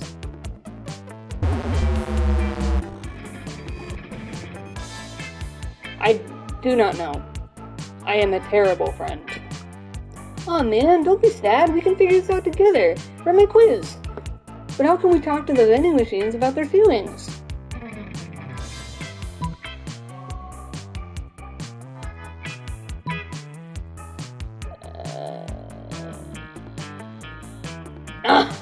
Ha! True. Yeah.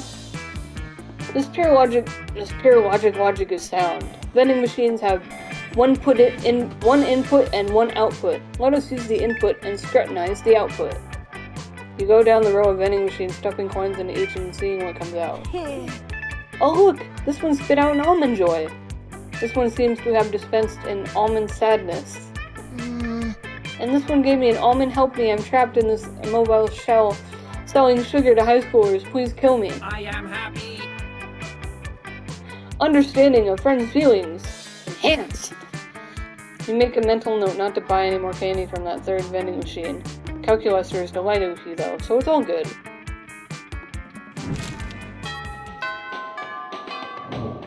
All right. Auditorium. And once it seems you're getting a positive creativity boost from the auditorium. Afterwards, while talking to your classmates, you're having trouble conveying your point in a discussion. So you decide to convey it through music. You start singing, and suddenly everyone else joins you in a kick-ass musical number. It's so amazing the people whom you were arguing totally get your point and change their minds after once the song is over. Gain 2 creativity. And nice. You see Calculuster happily tending to his favorite little aloe vera plant when suddenly... We're here to save the day. No! What do you want? Calculuster, thanks to faith we found you. A terrible curse has befallen us, and we require your aid. I was built to help, literally. I have attempted to diversify in terms of my purpose, but my prime directive remains.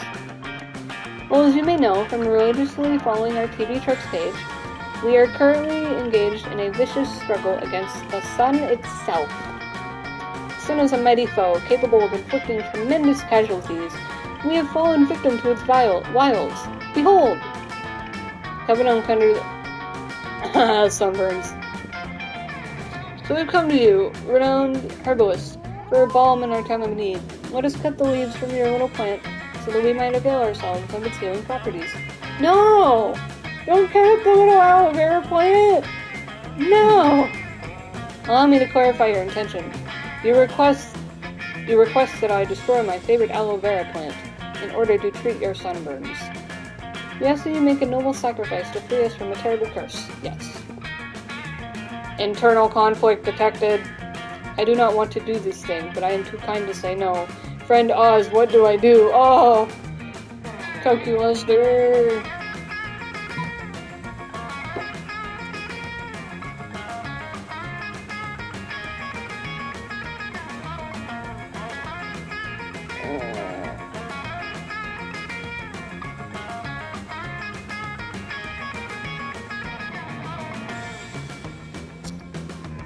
Many people have done terrible things, but no plant has ever committed an evil act. So isn't this plant worth more? Impressive. Why the goddess is no! Don't tell me I messed it up. Were we the villains all along? If I respond in the affirmative, will you cease to demand the destruction of my treasure plant friend? Yes. Then yes.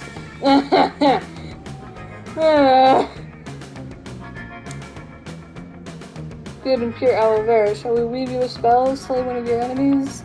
I do not see how that is necessary. But we must perform a quest to absolve ourselves of guilt. There must be some task we can perform on behalf of your plant friend. I suppose you could bring me 1 ice cube. I water my aloe vera by placing an ice cube in the pot, so that the water enters the soil more slowly. Save the world. An ice cube, a fitting prize for this most noble of plants. Our only hope is that the precious ice can survive the heated machinations of the vile sun. Yes, well, good luck. The coven rushed off to find ice, happy to be on a mission.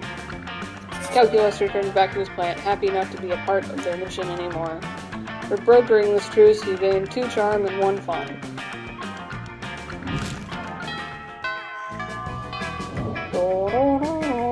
All right.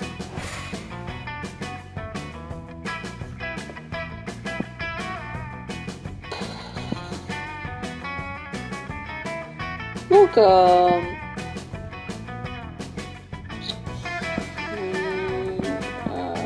We're in the bathrooms. That day you skip class and just hang out in the bathrooms because you respect no authority. I guess some people just want to watch the world burn. By skipping class and hanging out in the bathrooms. You gave 0 shits, but you gained 2 boldness. Nice. You're checking out some plates of pasta on your dating app. For people who are so lonely that they're starting to consider dating a plate of pasta. Luckily, Calculaster interrupts you before you keep spiraling down like that. There you are, Oz. I was about to engage into a complex plotline protocol, but I was worried I might fail at it. And then it came to my mind. Oz is proficient at shenanigans, so I thought that if you were okay with helping me, it would be cool. You tell Calculaster that you're in. You also tell him that there was no need to use air quotes for cool. I am happy. Whoa! I'm already learning stuff. Exciting! So here's the thing. So far, I've been enjoying being alive, but recently I've started to question myself. Am I doing life right? Am I good at living? I do not know. All of this is so new to me, and I might be doing it all wrong. So I wanted to consult some expert living organic forms, so I can crack the correct formula of existence. Yikes! Oh, don't make that face. I'm not consulting you, my friend. My data shows you tend to answer questions based solely on how likely the answer will lead you to dating your classmates. Gee, game, thanks for all the meta fourth wall breaks. It is valid to me, but useless for this endeavor. But my data also shows you excel at wacky misadventures, so you might prove a worthy partner for this. But no, I thought the best course of action would be consulting the 2 organic living forums and wiki info that were key into turning me into a sentient being. If they pushed me into life, they surely have to be plenty wise. True. Look, there they are now. What's up? What? What? What do you mean? These are your quote-unquote parents, Calculaster? I'm sorry? Anyway, what's up, Cal? Hello, fellow organic life forms. Hey friend Scott and friend Damien. I am trying to solve the dilemma of finding the meaning of existence, and since you brought me to existence, I thought you might know. Fuck yeah, we know! Do we? Yeah, Scott. So being alive is like... this orange. It's like being this orange. Damien pulls a slightly squished orange out of his pocket. Oh yeah, and you need to be, like, the best orange ever? As long as you're not a lame banana. So you need to win the game of life, but while being an orange. And remember not to be a banana, Cal. Also, I think it is very important to be super high on vitamin C if you want to rock being an orange. That way you can be the best orange ever. Yes. You can also bring destruction to all the other puny fruits. I am honestly having a hard time following your line of thoughts, my friends. That's because you don't have to follow us. You need to follow the orange. Or you're supposed to be the orange? Fuck. This is clearly going nowhere, and these 2 are not the best at metaphors. It is apparently up to you to lead them into building a valid life lesson. But how? We're talking a lot about what this orange is supposed to do and what to be, but we ask the orange how it feels. No, I ate the banana last time and it failed. We're not eating the orange. Ooh, that sounds like a very valid and thoughtful question. What do you think the orange feels about being the best orange? Let's ask it. Orange? Scott starts screaming at the orange and gets no response, obviously. Damien stops the nonsense by grabbing the orange again. I think the orange sometimes feels it's pressured to be the raddest orange ever. Maybe there's more than one way to be the best orange? Oh? How so? The orange can be sour, but also sweet. So maybe the orange sometimes feels pressure because its orange dads are the raddest oranges ever. Oh, Damien, are you projecting onto an orange? You're projecting onto an orange, aren't you? Anyway. And so, the orange sometimes wants to be as bright as its orange dad's. Sometimes it just wants to explore its own truth, to define what means to be its own best orange. Yeah, you're projecting. That's very insightful, friend Damien. So life can be about defining how to overcome the best orange possible, but it can mean different things for different oranges. Yes, I think so. Whoa, this much thinking made me hungry. Can I eat the orange, Damien? No, I want to keep it for a while. Yeah, you projected onto that orange and now you're attached to it.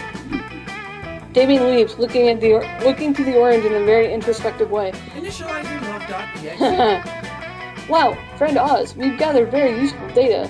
I have high hopes for this wacky misadventure. Should we engage in a high-fiving? Fuck yeah! You high-five Calculester. Scott also high-fives both of you, even if he clearly has no idea what's happening. You all gain 2 smarts and 1 fun. Yes! Week 3. Noon, let's go. These two are fun. I love these two, Zoe and Calculester.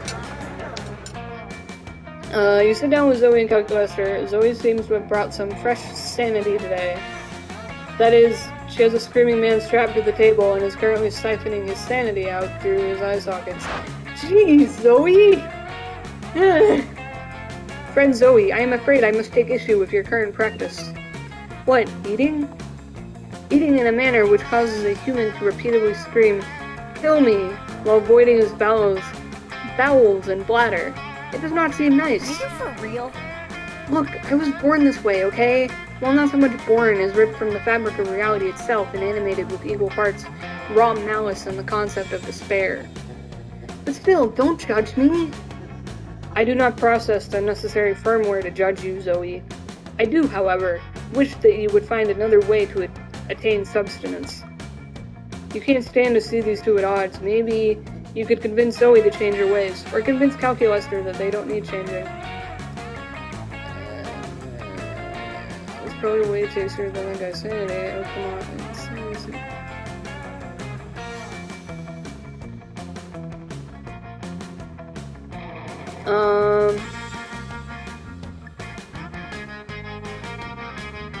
Yeah, forget.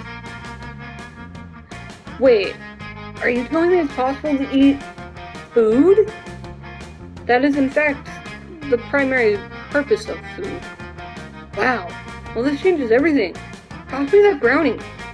Tossing the brownie is unnecessary because you're sitting right next to Zoe. But you don't argue with a woman who has an insane half-corpse tied to the cafeteria table.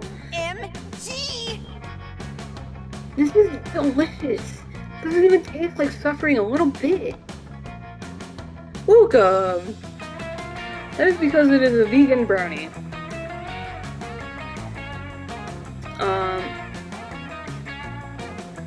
You know, I never thought I could enjoy something that didn't involve mutilating a person's body and mind. You've opened my many eyes today.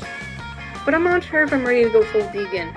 Maybe I can be flexitarian, as in sometimes eating vegan food, sometimes devouring people's minds and souls. It sounds okay enough. Query: what should we do with the gibbering human still affixed to the table?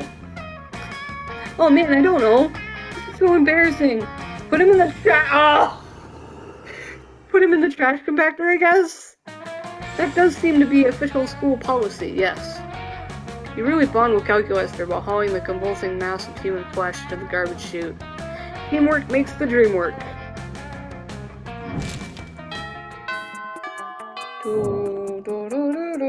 Alright. Okay. Let's see, where to now? Wait. Class. Have we gone to class this round? I don't think we've gone to class, have we? That day you listen to your elders and learn valuable lessons. Sometimes, after all the monster nonsense and the dating gimmicks, you forget that attending class is supposed to be the primary activity at this high school. You gain 2 smarts. You manage to catch a moment along with Calculester. He introduces you to one of his little plant friends. Oh, fellow organic life forms? This is my little jade plant friend, Robert Plant. Say hello, Robert. Note, I am aware that Robert is incapable of saying hello, as he is a plant. Also, he does not have a gender. I am merely engaging in what you organics call imaginative play. It's very, very extraordinary. Aw, look at you two. You're so cute together. You're about to say thank you when you realize that they were addressing calculus during this plant. Everyone at the school is so afraid of commitment, always flirting, never settling down. It's refreshing to see a robot and a plant actually dating. They're not dating? Wow! I believe you are mistaken. Robert and I are not dating. Actually, or otherwise. You aren't? But you care about him deeply, don't you? Inasmuch as I understand the concept of caring, yes. And if anything ever happened to him, you'd be devastated, right?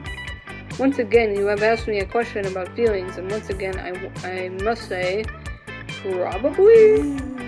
He's completely dependent upon you for sustenance, correct? Finally, an uncomplicated question. Yes, this is objectively true.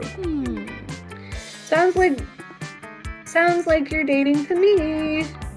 Oh dear, I had not considered the possibility that my attachment to Robert Plant might constitute a romantic entanglement.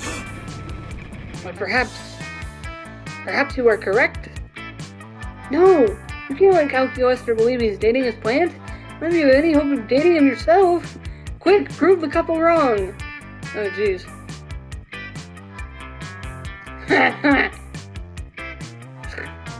Oof. You pull out the dog-eared issue of Where Tiger Beat that you keep in your backpack for just such occasions. The cover of the article is an exhaustive list of interspecies pairings that make us squeal. Human and food processor, werewolf and whole turkey leg. Oh, here it is, robot and succulent. What does it say? Am I in love? How is your loneliness? Oh, oof. No. According to this article, succulents and other plant-based creatures tend to be asexual and aromantic. Yes! It's a rep. I will take it. Anyway, a deadly combination for a robot trying to learn how to feel romantic love. What a shame. I really thought you guys would make a cute symbiotic pairing. Oh well, single again. Not for long if you've got anything to say about it. You gained 2 smarts in 1 turn.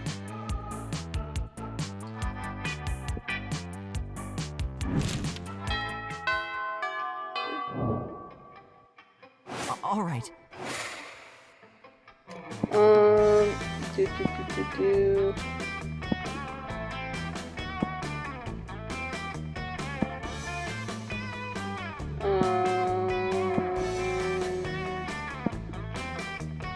The bathroom again? That day you skip class and just hang out in the bathrooms because you respect no authority. While in the bathroom, you tell yourself in the mirror that you're so bold you would kill a tiny big-eyed turtle with your bare hands. Oof. That monstrous act would instantly give you 500 boldness. But come on, you're just talking to yourself in the mirror. What's the merit in that? You know what? You can keep 2 boldness anyway for saying that to yourself out loud. Oof. Oof. Promise yourself you weren't using that pasta plate dating app. Yet here you are again. You can see how stupid the whole thing is. Yet this plate of pappardelle looks way more delicious than loneliness. Farewell. Hey, friend Oz, what are you doing? You throw your phone away so no one can see. Oh, I mean, you could have told me nothing if you didn't want to talk about it. The question was a mere protocolary tactic to engage into conversation. What I really wanted to ask was if you were up to more wacky misadventures searching the meaning of life. YN? Yes. Is that yes, no? I'm just doing this, yes. Wait. We can't help but listen. Are you looking for the meaning of life? Yes. Then look no more. Oh, friend Miranda and friend Liam, are you providing insight on this thorough yet very weird and probably inaccurate and metaphors about oranges? What? No, life should be like art. Yes, I very much agree. Explanation value. Useless until more information is provided. What defines art? Well, art is an expression of oneself that aspires to explore the monster condition through the embodiment of specific aesthetics that define the artist's worldview. At its peak, it achieves universality, while also being the most personal and individual form of expression. A big middle finger from the artist to the status quo, as it ignores any convention or preconception. That's a very worldly definition, Liam. Don't listen to Liam, he uses too many words. How majestic. My favorite statues, paintings, and books are the ones that are dedicated to me, so it's clear that art should be about me. None of those definitions build a clear parallel that throws light over the meaning of existence.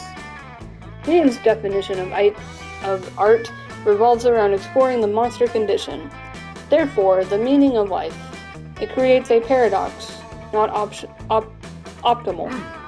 And Miranda's definition states the meaning of existence is... Miranda? That sounds about right. Conclusion not satisfying. No way! You're all about satisfying your classmates. You just need to push one of those two into further reflection. Push them! Always angsty against the statue. You're always angsty against the status quo, Liam. Tell us what the status quo did to you. What's the origin of this rivalry? You know what? Yeah. What? So mainstream. You want me to tell an origin story? That's so mainstream. I think what Oz wanted was to know why you specifically have what you might call beef with the concept of the status quo. No, origin stories are too cliche. You know what's not that cliche? I have the suspicion we won't want to know. So authentic. A bunch of rabid eels. Assessment. Bunches of rabid eels are effectively not cliche, but the uncommonality of it is probably due to the fact that it is a very, very bad idea. No, I tend to find eels very trustworthy, but these ones are too rabid. You all get electrocuted, no one is happy. You lose 2 fun and 1 smarts. Dang it. Oof. Do. All right.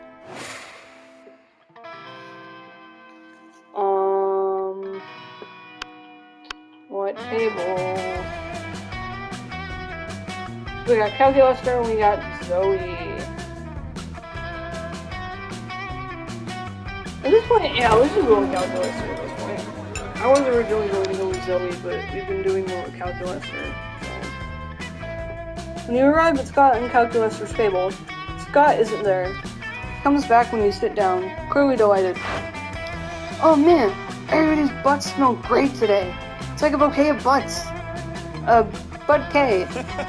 And look at this, Oz is here too. Hey Oz, I bet you also have a butt for me to sniff. Because he's a werewolf, it's funny. Scott, I advise you to terminate your current course of action. What? Translating previous utterance into Scott-readable format. One moment, please.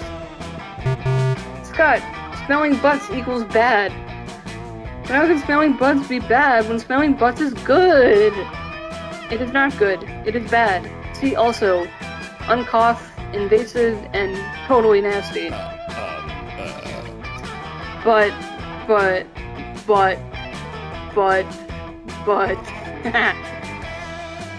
Either Scott is malfunctioning or he's just been distracted by some fun new butts. Either way, you need to find a way to resolve this dispute.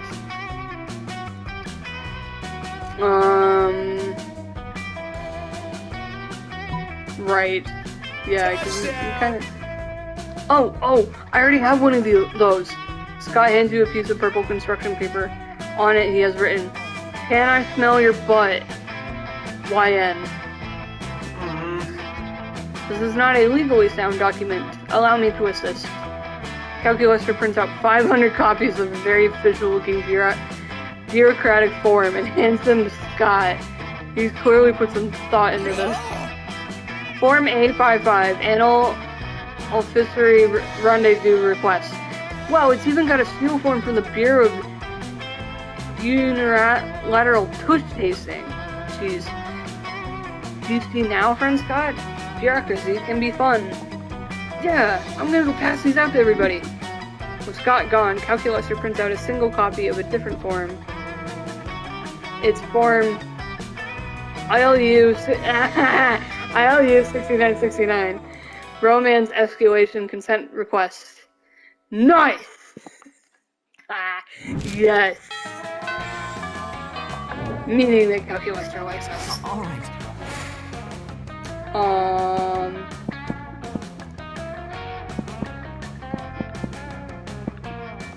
Outdoors. That day during recess, you start a half-hour rave that goes full crazy. You spot the small magical Latino cat who seems a bit sad. He explains to you he's worried about people, so he's calling him the full title of his name. Now that everyone finds him only by size, mentality, he's more than that. You correct him. You don't see him in such simplistic terms and convenient definitions. It's just that there are around 23 other ones in the school, so adding all that to his name is quite necessary. You tell him you'll never forget about him and the crazy adventure you both lived together in Monster Prom's prequel, Monster Middle School. You have a great time remembering those crazy stories. You gain 2 fun.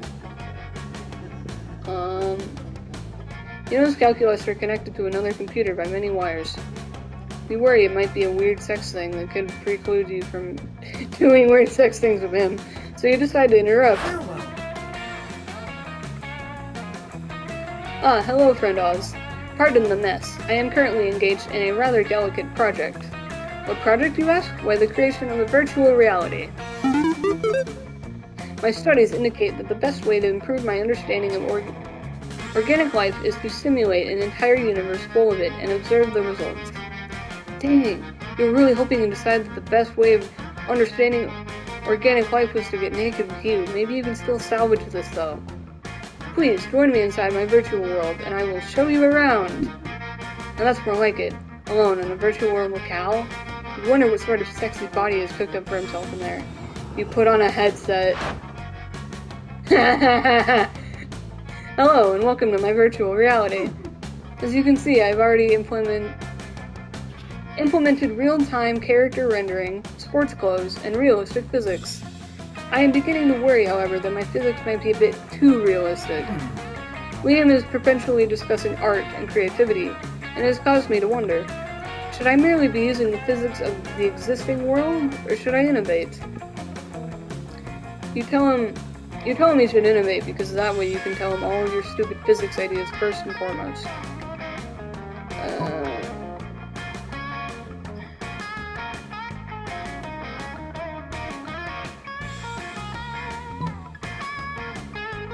Bad artists copy, good artists steal. Specifically, you should steal the physics engine. The award-winning mobile game Angry Birds. Oh my gosh. About how energy can either be created or destroyed, but after a little while it can turn into ravioli.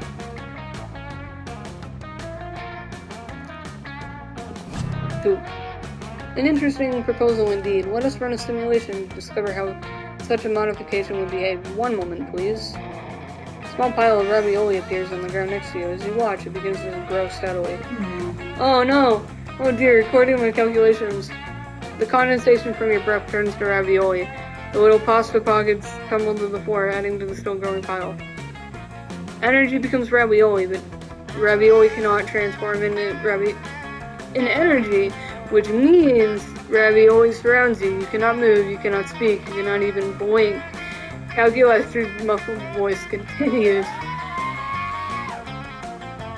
We are rapidly approaching the ravioli death of the universe. Abort! Abort! No, no! Virtual reality collapses around you, and you find yourself back in the real world. Calculester's computer is a smoking ruin. No! Detected.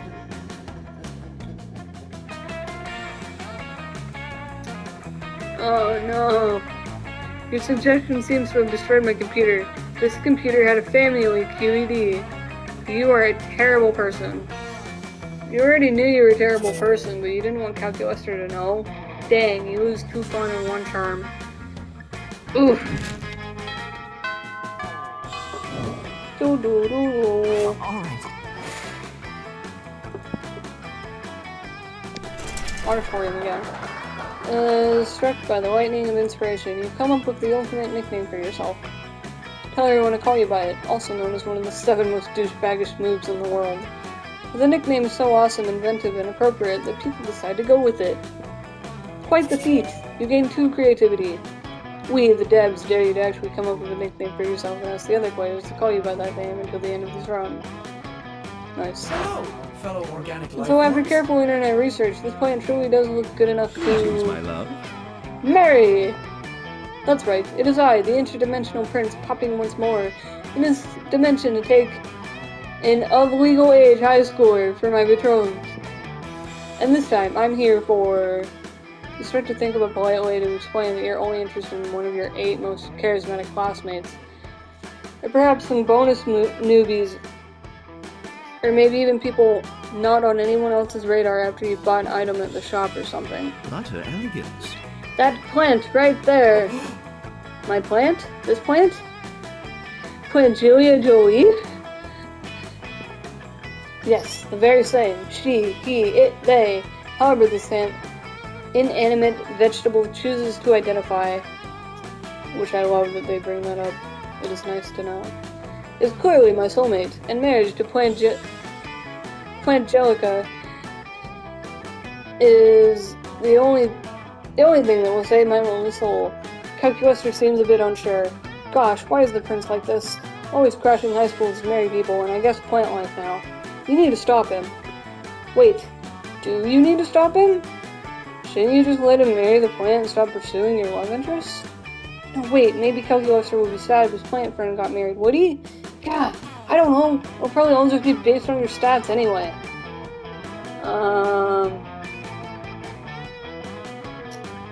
Can't marry this plant, it's already married to the sea. Yeah, no, wait, no, yeah, let's just let him marry the fucking plant. Because Calculester would be sad, because this is a plant. You can't marry that plant. Ah, no, did I... no, I goofed it, didn't I? Oh, it's like the 9.5 gods. You see, in my dimension, you can only marry No! You can only marry vegetation if it's already married to a body of water. So, eventually, Jolie's marriage to the sea works greatly in my favor. I was willing to break interdimensional law for this union, but this makes things so much easier. Efficient! Half-plant, half-man emerges from the interdimensional portal, with the ungainly movements achievable only by half-plant, half-man emerging from an interdimensional portal. He speaks in a strange language halfway between human speech and the sound of the wind rustling through leaves. It's hard to tell when the ceremony is over until... And that's that! In my dimension, you don't even have to ask the plant's father and or robot holding it for permission to wed. Goodbye, I'm off to consummate this union. Yuck. You shudder to think what exactly such a consummation might entail, but luckily the prince is gone and you can move on. I didn't even... No! I didn't even get to say goodbye. And now she's gone forever. Into a different dimension. Is this what people call lame? Emotions found. Sadness, loss, remorse, betrayal. Oh right, it's great that the prince didn't marry Calculester, but like, the hurt in Calculester's digital eyes? Looks like Calculester isn't gonna marry you either. Take you to prom. Fuck. -2 charm and 1 fun it is, I guess. Because I thought if we said if the plant was already married that he wouldn't care. All right. Dang it. Really? Calculaster and Polly. You like sitting with Calculaster and Polly at lunch because neither of them eat, so you got plenty of space on the table for all your minifigs. Suddenly, Polly grabs Calculaster's arm and points excitedly at the vending machine in the corner. Calculaster, dude, don't look now, but the vending machine is totally checking you out. Impossible. Vendronica and I have a purely platonic relationship. No way, dude. Take a look at her insides. No drinks. Dude, she's thirsty. For drinks? For your shiny metal ass! Current status. Highly uncomfortable with this topic of conversation. This sounds like just the kind of thing that's none of your business. Time to interfere! Oh!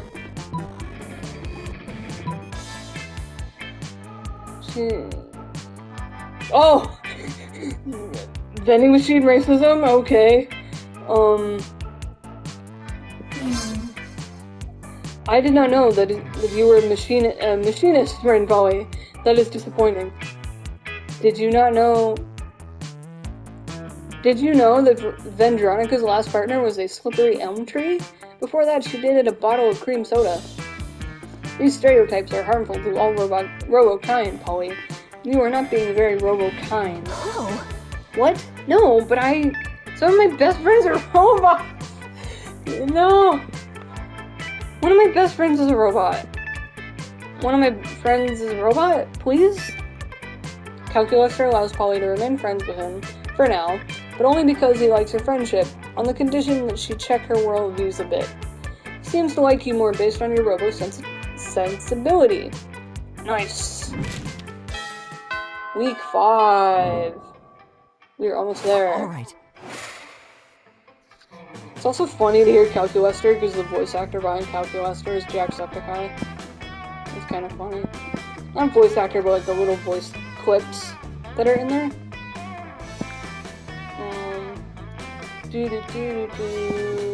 Let's go to the gym. I don't think we ever really did that. That day, an epic dodgeball match takes place. Everything seems lost, but you deliver an inspirational speech that fuels your team spirit, leading to a spectacular comeback. You're clearly a natural-born leader. You gain 2 charm. You spot Calculaster tending to one of his little plants, and you're about to ask if you can help when Dahlia swoops in to ruin everything. Sorry, couldn't really say that line. Hello, friend. Oh, who's this? Hello, friend Dahlia. Yes, it is I, Dahlia, here to grace you with my presence. What are you doing, killing machine? I am watering my newest plant friend, Stevia Wonder. Nice. That scrawny seedling? Why, I bet he wouldn't stand a chance against me in an arm wrestling match. Probably not. I assure you, however, that Stevia is exceedingly strong and healthy. I have conducted exhaustive internet research and taken every recommended precaution. Ha! Healthy maybe, but strong?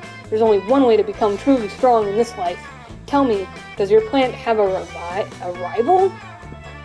Technically, all plants are the rivals of all other plants, in the life or death struggle for sunlight, nutrients, and... Nonsense! I'm talking about a one-on-one, blood feud type of rival, like me and that spicy red baby, Damien. As Stevia lacks blood, I suspect it also lacks blood feuds. Well, there's your problem. A rival pushes you to be your best self, so you can make life horrible for the one you hate. Your plan will never achieve its true potential unless you find it a suitable rival. I see. Well, I do want Stevia to achieve its full potential. You need this interaction to end so you can go back to flirting with Calculaster. Help him pick a rival for his plant and get this over with. What you need is another plant, almost identical, but with an edgier looks, a cowboy hat, and bad attitude. Dahlia, there's no better rival than you. I mean, the only reason being so cool and popular among fans is because there is rival. A rival is good as you, so no trouble taking on the enemy. What do you mean?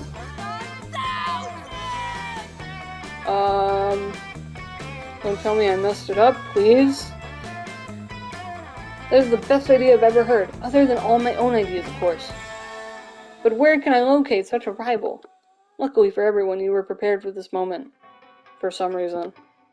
You reach into your backpack and produce a cigarette-smoking, electric guitar-playing, cowboy hat-wearing plant you engineered in mad botany.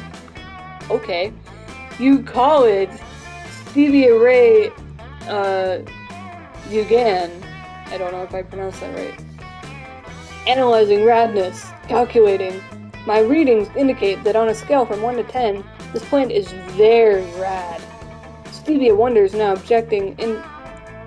objectively inferior. New objective acquired. Improves Stevia's radness by teaching it to play the piano. That's the spirit! See what a good old-fashioned rivalry can do? You're glad you remembered you had this plant. While Calculuster goes to teach his plant the piano, you go to get shit-faced with your rad plant at a dive bar. You gain 2 fun and 1 charm. Now on week 6. Doo-doo-doo-doo. Alright, let's go. Go to the library, I guess. Super Benito Bros. Yes. Start kicker instead of Kickstarter. Oh my gosh, I love that. That day you spend some time on the library's PC is managing your start kicker. You deceive lots of people with a sensationalist video and impossible promises. Nice. You gain plus 1 million money, but almost everything goes to cover costs and you keep only 2 money. You see Calculuster delicately applying water on one of his favorite little succulents with an eyedropper. He looks so peaceful, until Leonard shows up with a smug grin on his shitty face. What a noob. Hey Calculuster, what are you doing? Watering your succulent? I bet you think you're a true succulent fan, huh? If by fan you mean one who has a strong interest or admiration for a particular person or thing, then yes. Oh yeah? Well, if you're such a succulent fan, name 3 of their albums. I do not understand. Ha! Those are trick questions. Succulents don't have albums. A true fan would know that already. Would have known that already. But I assure you, friend Leonard, I feel the closest mechanical equivalent to love for my little plants. Love? Fandom isn't about love. It's about the wanton accumulation of the memorabilia. How many succulent posters do you have? 0. That's what I thought. Meanwhile, I've got 19. I've got more posters than I've got walls to hang them on. Looks like the only true succulent fan here is me. This claim is distressing, and yet I cannot disprove it. But you can. Time to let everybody know the ultimate standard for determining a true succulent fan. True succulent fan is every succulent, including the uncut versions, at least one succulent signed by its creator. God. Okay, so that would be aligning with the other guy. Would actually be a fan.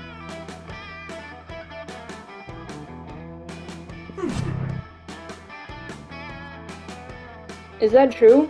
If so, it would seem that the 36 internal cooling fans I contain within me make a true fan after all. Oh, you contain fans? That's cute. I also didn't say a true fan contains fans. Me? I actually am a fan. Check it out. Word. Why are you making that noise? Why are you windmilling your small arms? 'Cause I'm a fan!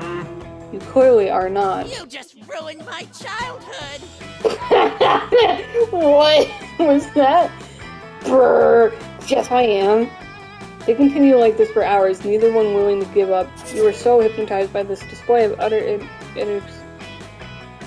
idiocy that you missed class and was 2 smarts and 1 boldness. Fair enough. Fair enough.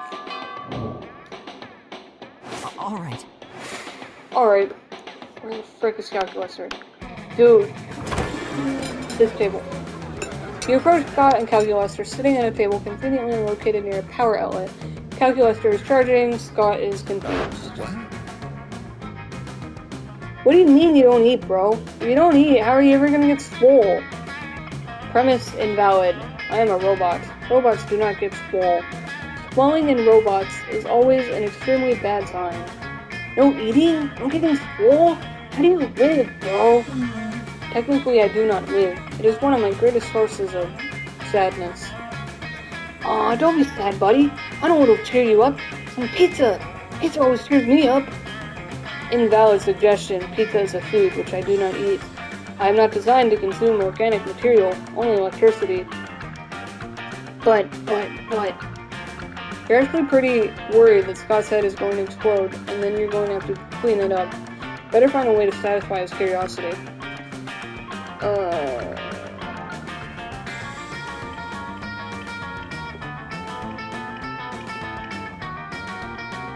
Scott, I guess. Lightning? The loud bright thing that comes out of the sky? I hate lightning. Woof, woof, woof. Negative, Scott. The loud thing is called thunder. Oh, what's lightning then? The bright thing that comes out of the sky, but without the noise. Great! Oh wow, noise-free lightning? It's like a fat-free protein shake. Sounds so energetic. I'll go eat some right now. Please do not. But it's too late. Scott is already running around outside with his mouth open, staring at the sky. Good thing it's not raining or anything. Now you can enjoy some alone time with Calculaster. Okay, one more class, and then we're gonna ask him to prom. Alright. Let's actually go to class again. That day you learn a ton of spells that are all as cool as they are seemingly useless. A spell to renew stickers, stickiness. A spell to turn chocolate and vanilla ice cream into vanilla and chocolate ice cream. A spell to gain +2 smarts. You actually use that last spell, and you gain +2 smarts. Nice. Afterwards, Calculaster manages to catch you alone. You can tell he's nervous because he prints out a piece of paper that says, "I am nervous," from his crotch. Farewell. Hello, friend Oz. I have recently completed an inventory of my feelings repository and found numerous romantic feelings for you. I am having trouble interpreting these feelings. Are they good? Are they bad? Is your love a virus? I do not know. However, I have determined that the best way to find out for sure is to confront you directly. Would you like to go on a date with me? YN. You immediately shout Y so loud that passing students think you're having an existential crisis. I am happy. Emotion found. Please. However, due to a lack of amorous experience on my part, I must rely on you to choose our date. Perhaps something that helps to eliminate the monster condition? I love to be around organics and do ordinary organic things. You know, just the thing. What?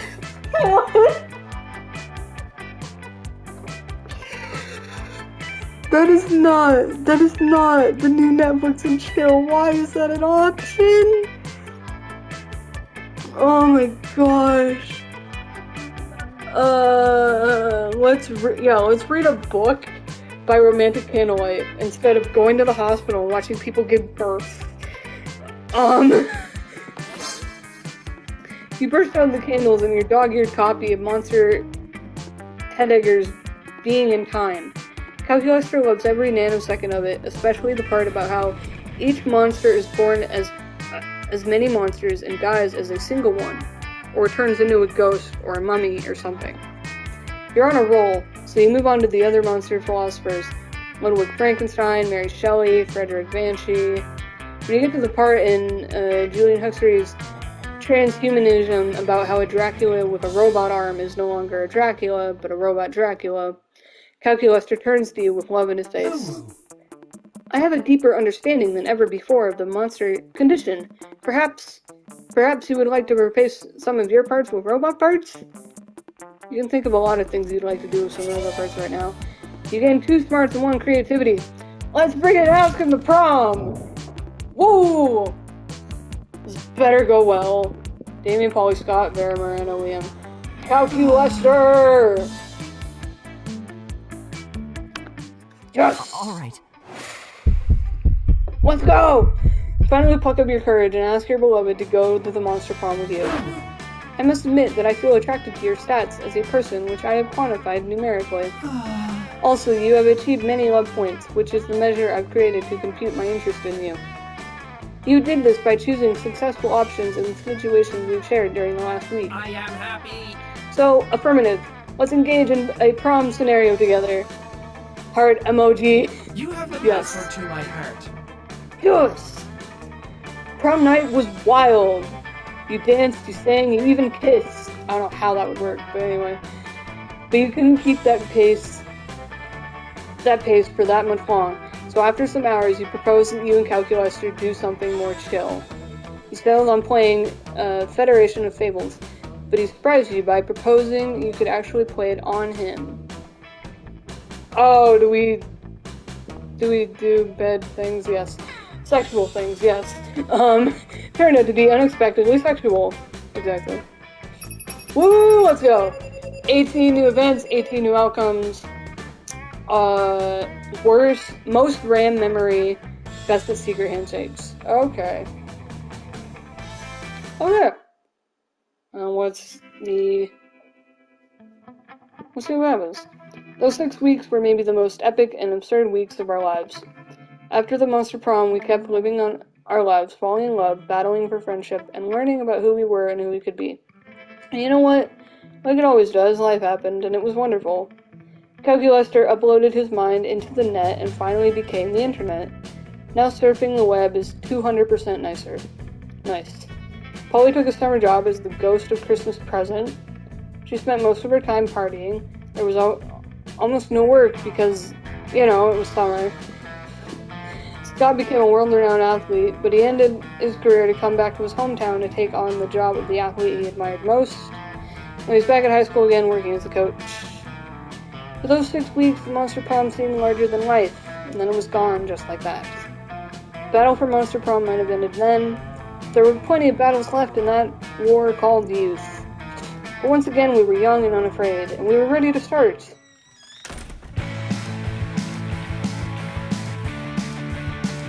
Nice, the song's different this time, but it's okay. Doo-doo-doo. Yeah, that was fun. This game was a fun one. Hot dog eating contest. Nice. I'm gonna take you all tonight on scary walk in the park. You will see how we have fun, alright, when sunlight's gone and it's time for dark. But feelings to find it. It's cool to see all the different pictures from stuff throughout the school year and whatnot.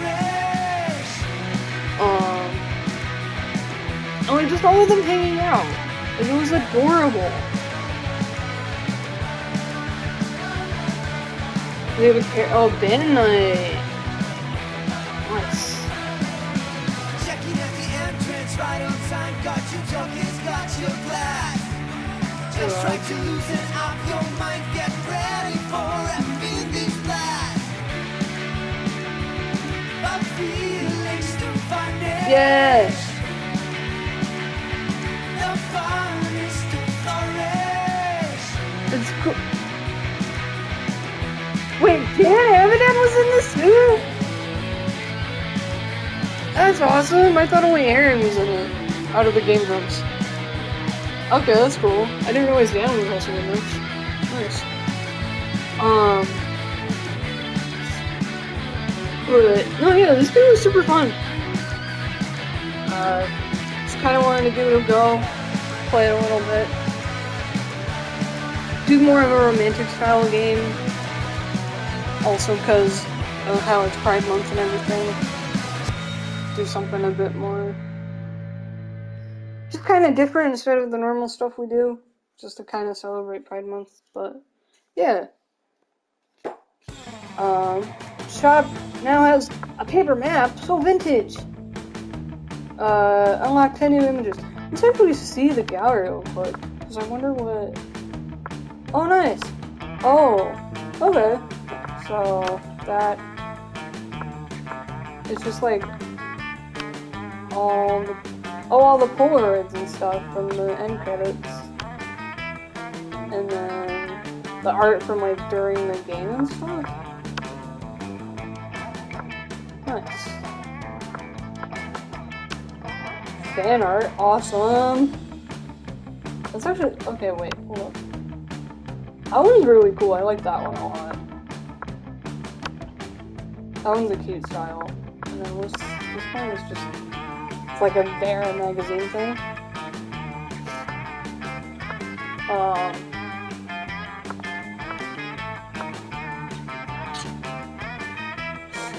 But yeah, I think for now we'll wrap this one up here.